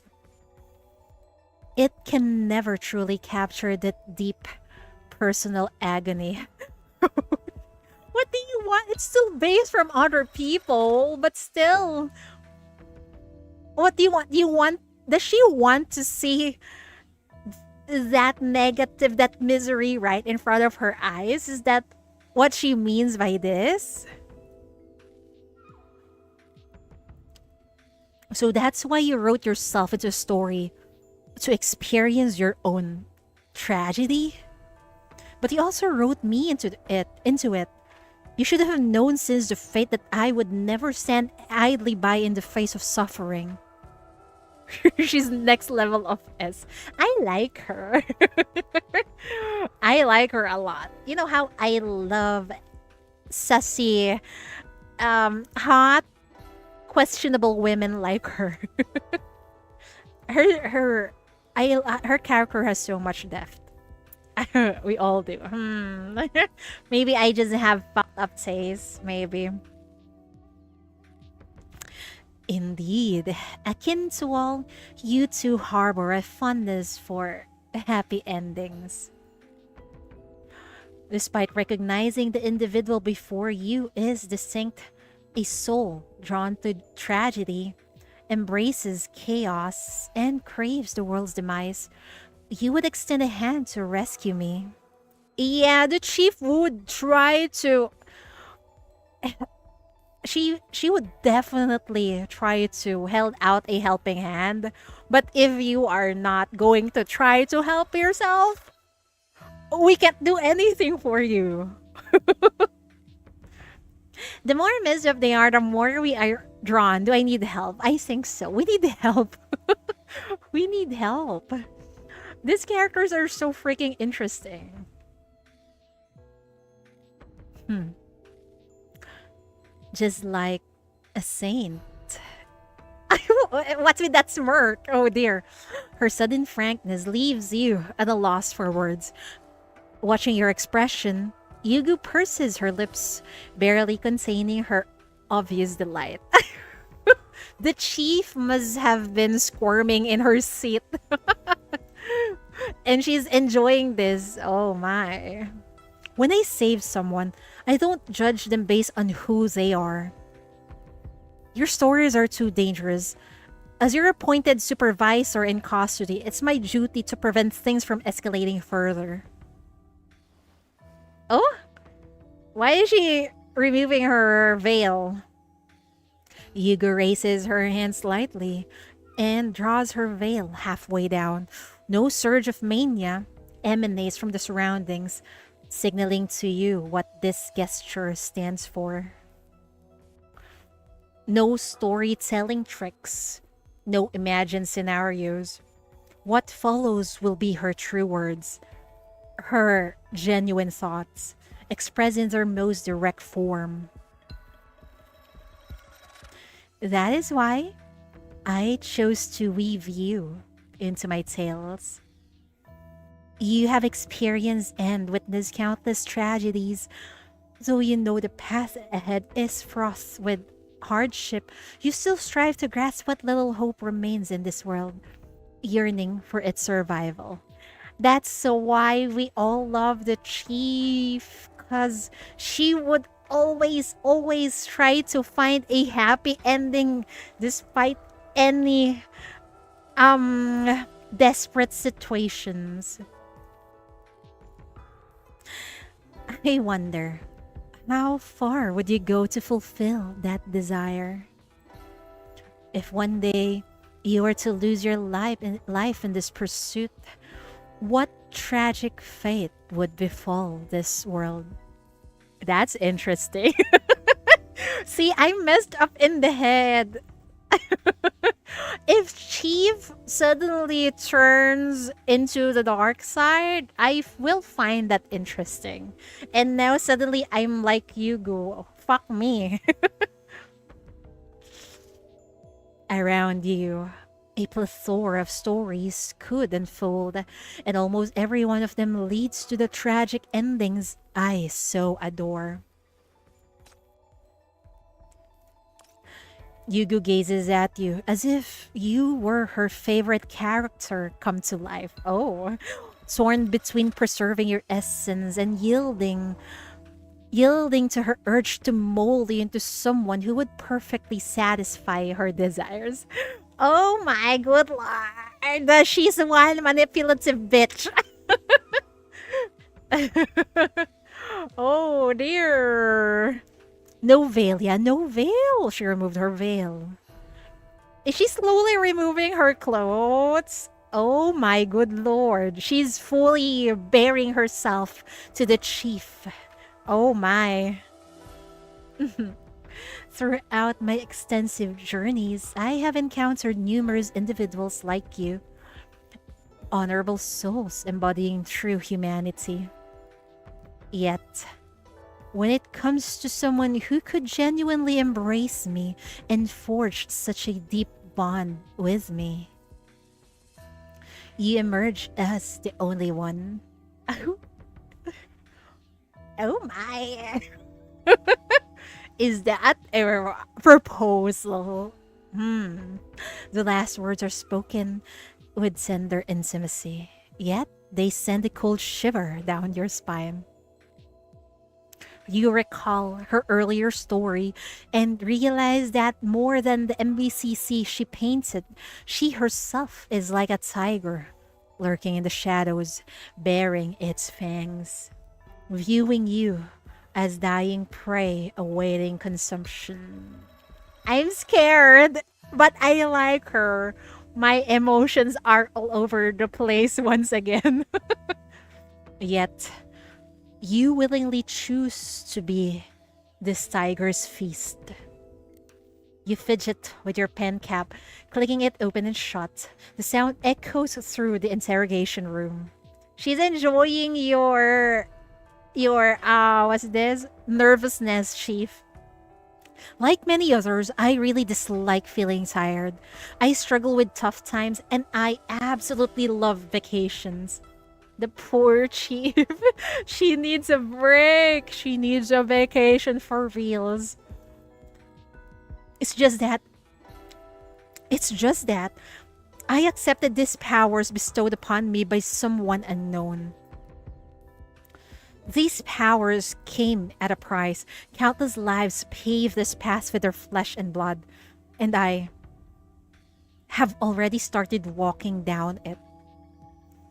On this path lies fates far worse than my own death, but I will do everything in my power to prevent them. Damn, I love Chief so much. You pick up a notebook from the table. It's Yugu's record of stories. The previously nameless cover now bears the title Once Upon a Spring Eve, written in elegant Eastern script after the fate. You turn to the last written page, which details the events of that night at the fete. Humans are greedy, arrogant, and pleasure-seeking.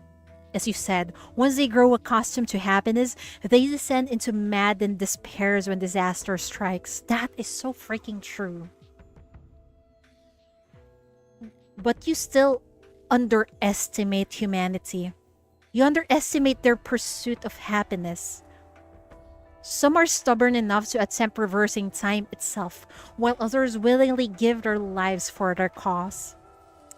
I'm remembering several events and the main chapter of Path to Nowhere. Even in the face of catastrophe, you'll see lovers in a tight embrace and children nestle in their parents' arms. Even among strangers, if you seek comfort, someone will hold you close as you face the end together. You uncap your pen and, clumsily mimicking Yugu's handwriting from the previous pages, add a words in Eastern script after the story of the fate to be continued. So you see, your sought-after spectacle of humanity's madness as their world crumbles is actually people's final expression of the very happiness you despise. Wow! That is true. At the end, yeah, maybe, yeah, the chief is probably right. For example, if right now the world is about to end, I would choose to be with my family. The happiness you despise, the happiness Yugu despise, because Yugu doesn't like happy endings, right? That's right. A figure of our happiness is the ones that we cherish the most. So, for example, if the world is ending right about now, I would wish to be with my family and my doggos. They are the symbols of my happiness. Wow, I love that line so much. I love Chief. So you see, your sought after spectacle of humanity's madness as their world crumbles is actually people's final expression of the very happiness you despise. No matter what, this world will not end in despair. And even if it does, I still hope that everyone experiences at least one moment of happiness before the end. I love that chief so much. She's so optimistic. Unlike me, who have already somehow given up on this world, Chief is so admirable for being so optimistic, despite all these tragedies that have befallen her. I love that. No matter what, this world will not end in despair. And even if it does, I still hope that everyone experiences at least one moment of happiness before the end. Yugu falls silent, her unwavering gaze fixed upon you as if trying to peer into your very soul. It will end in humanity's stupidity. It will. It might actually will. But at least I believe there are still people who will fight for this world. Those are people like the chief right here. After a long silence, you hear her break into a stifled laughter. She finds this entertaining. I cannot with this lady anymore. I'm thrilled that you still hold true to these beliefs. Thank you for writing to be continued for me. But I think it's time I start a new volume. Enough with your tragic stories. Yugo rises lightly and reaches for a new notebook lying on the table, taking it into her hands.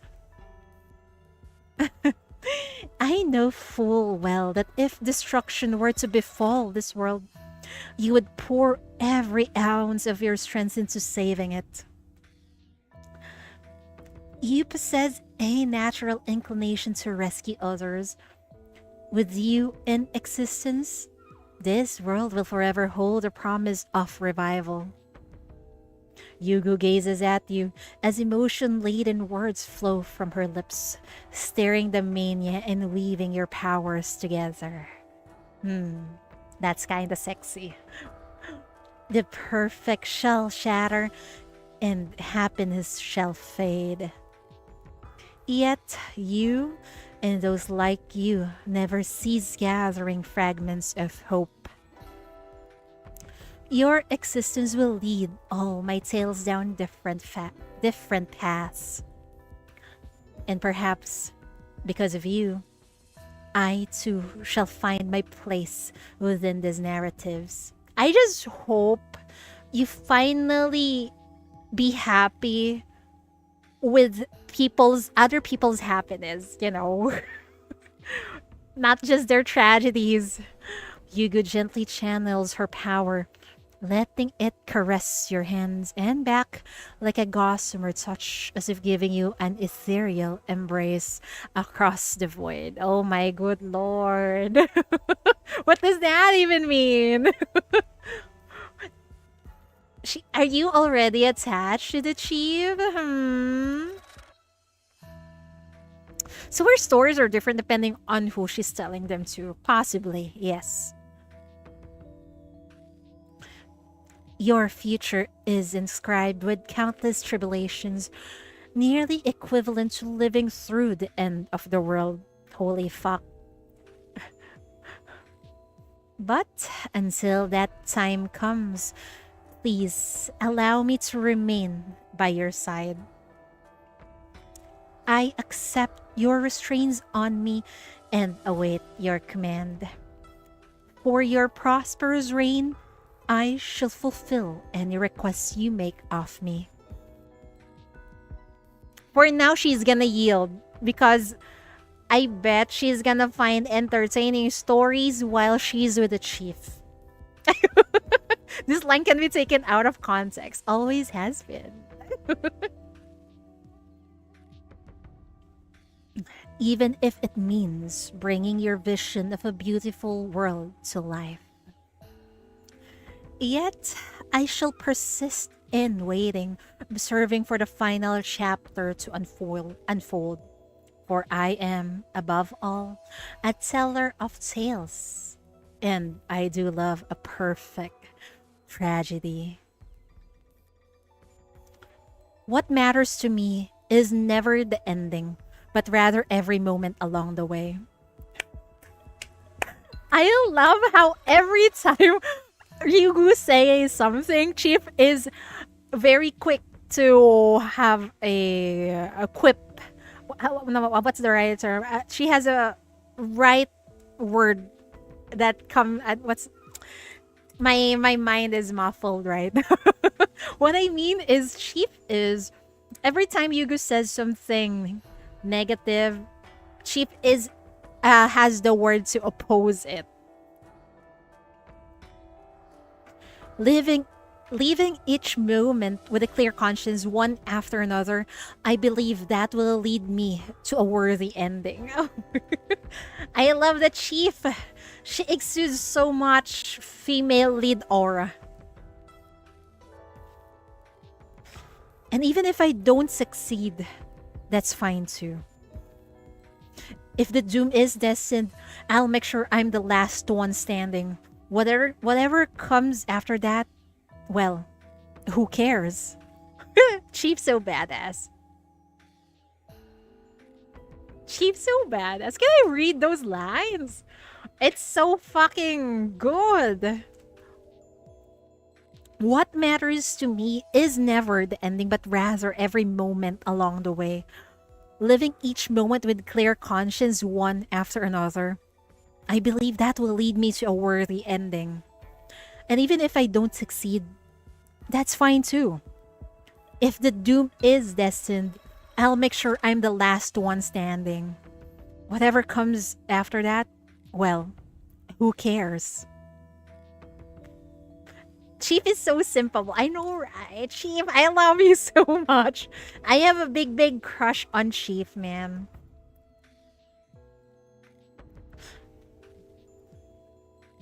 She knows the smart thing to say always. Yes, exactly.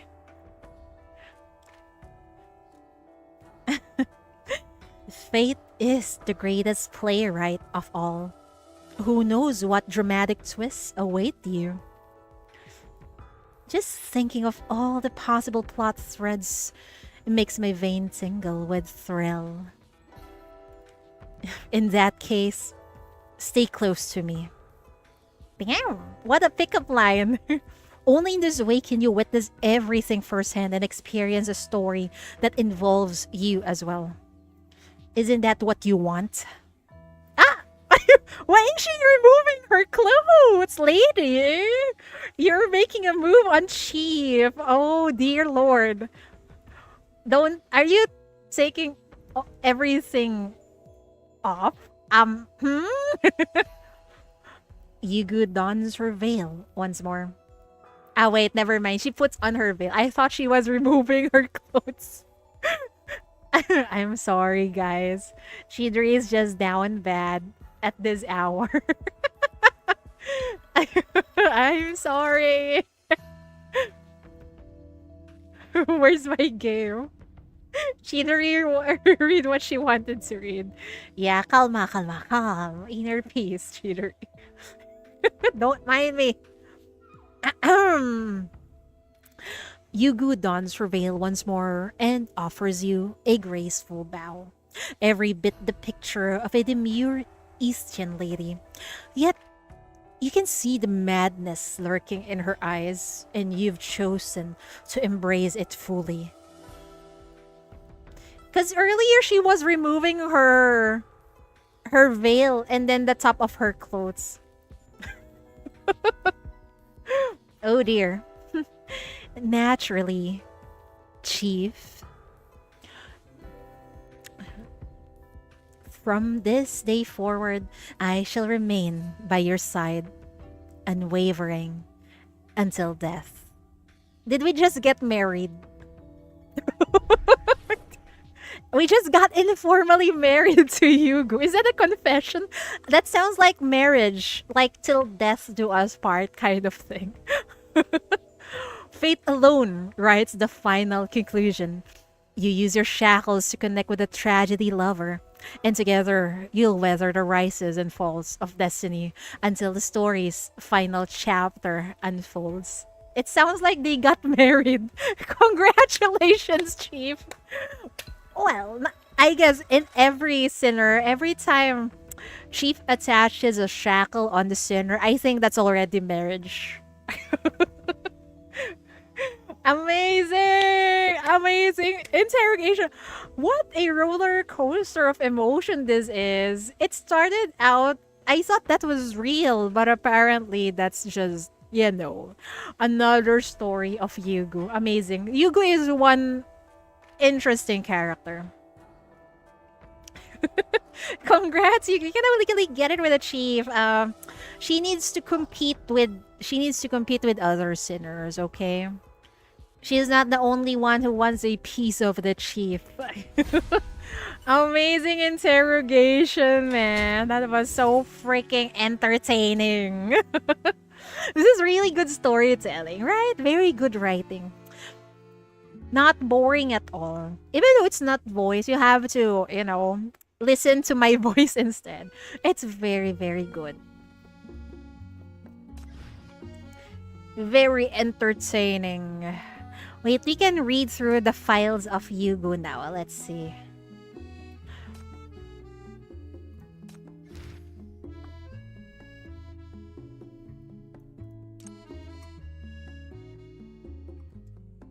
Let's see.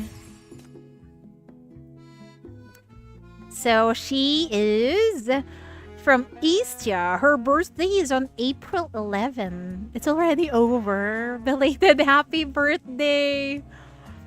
171 centimeters. Wait, how tall is that in feet? 171 centimeters to feet. 5'6"? Holy fuck, she's taller than me. She's one tall lady. Her ability is mortal eloquence. Wow. Isian supernatural events. Criminal record. She is a mysterious storyteller from Istia who has gained widespread acclaim in the city for her vivid and ingenious tales. After careful verification, the subject has been identified as the primary culprit responsible for introducing the mania-infected wisteria into the city. Just because she wants to be entertained, she brought the cursed wisteria. But I guess the plus side of it is we met Ying Ying. 5'6" for a girl will look like 5'8", 5'9". Maybe because they will wear heels.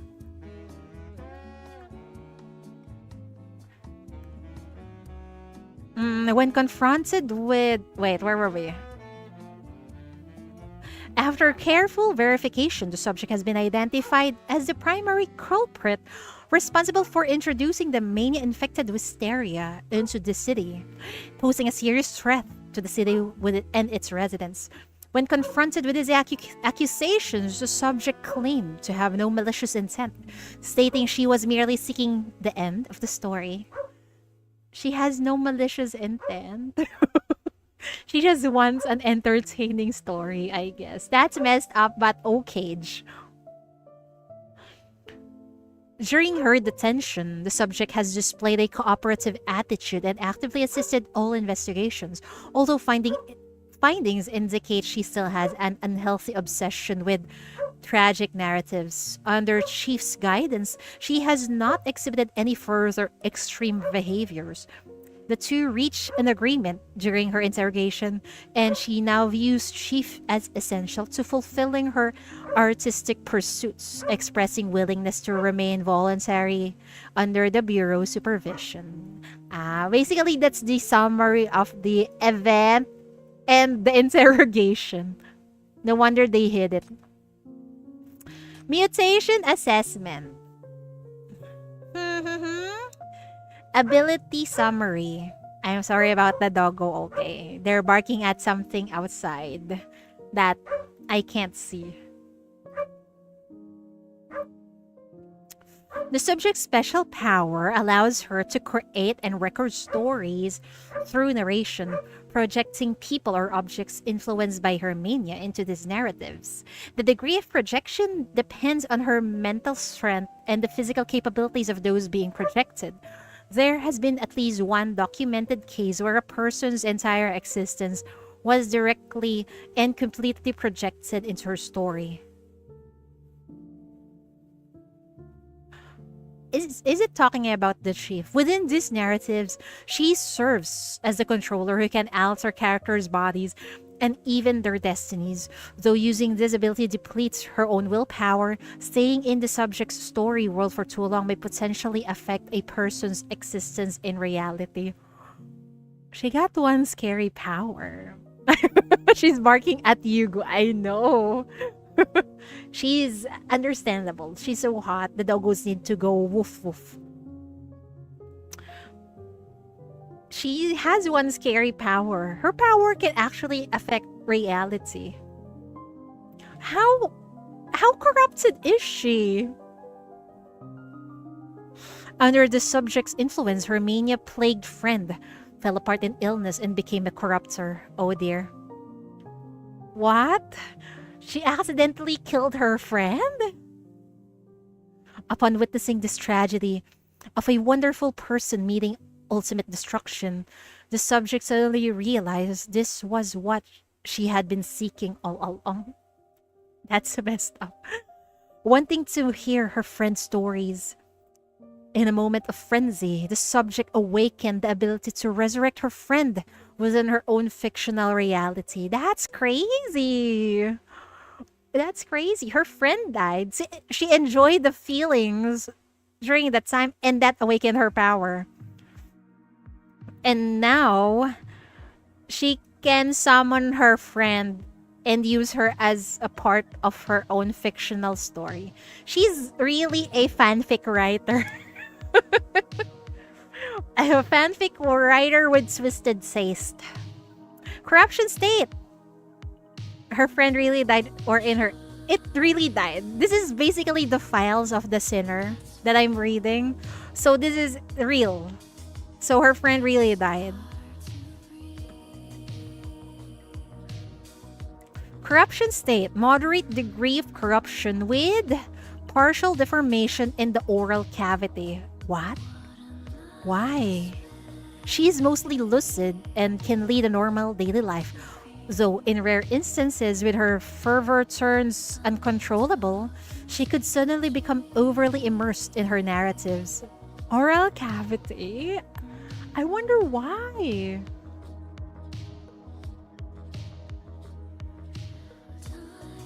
And according to her story earlier, she ripped, well, it is her abdomen she ripped out, right?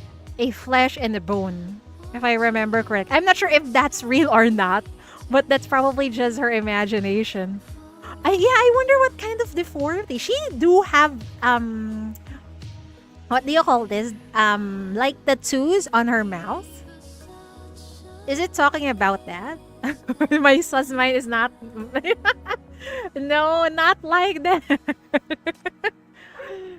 I read records. Okay. This is interesting. Reading this are actually very interesting. I usually read this in my own spare time. But since I'm not sleepy, might as well. After the Wisteria fate concluded, the subject voluntarily remained in the city and did not resist the MBCC's apprehension and supervision, actively cooperating with all investigations. When questioned about her motives, she claimed she had developed an interest in the city and chief, though the veracity of this statement is still to be determined.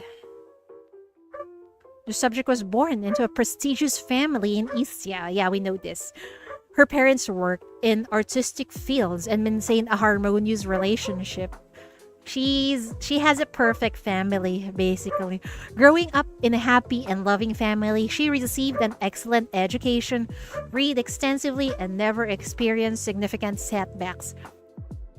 Because happiness came too easily, she lacked a concrete understanding of the idea of hardship. The subject's family later relocated to escape the frequent disasters. During their flight, she witnessed the true face of catastrophe outside the books for the first time. The despair and suffering of people shook her immensely, marking the beginning of her later obsession with tragic destruction. After recognizing her obsessions with tragedy, she decided to embark on journeys, constantly seeking out cities in turmoil.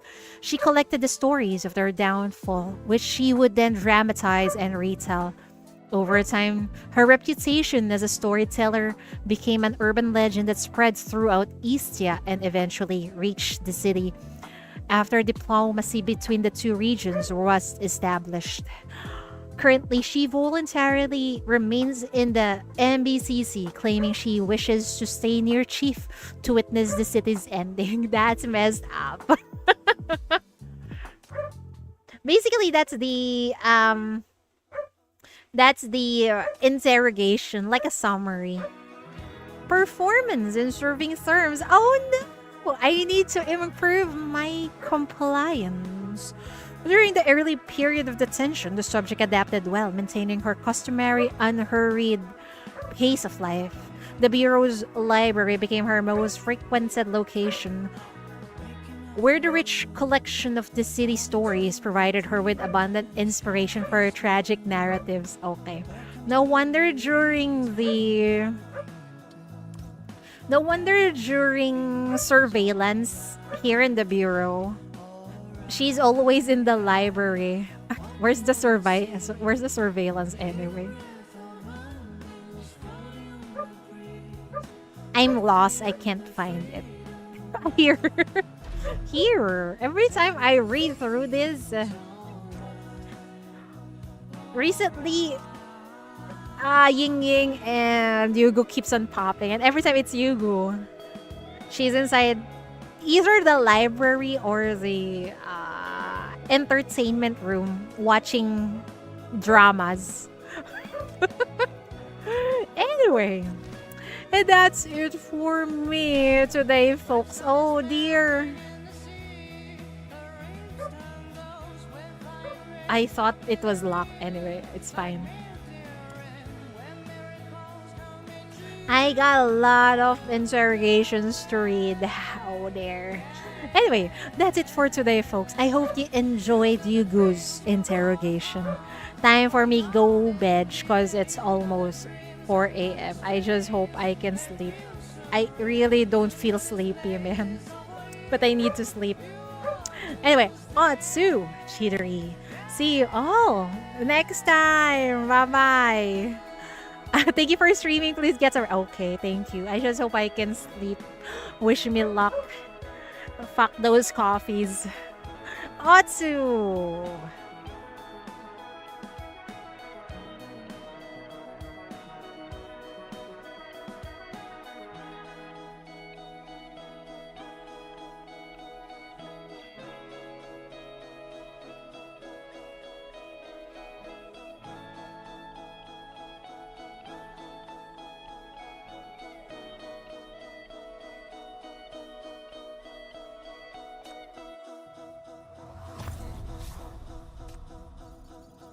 Mic check, mic check.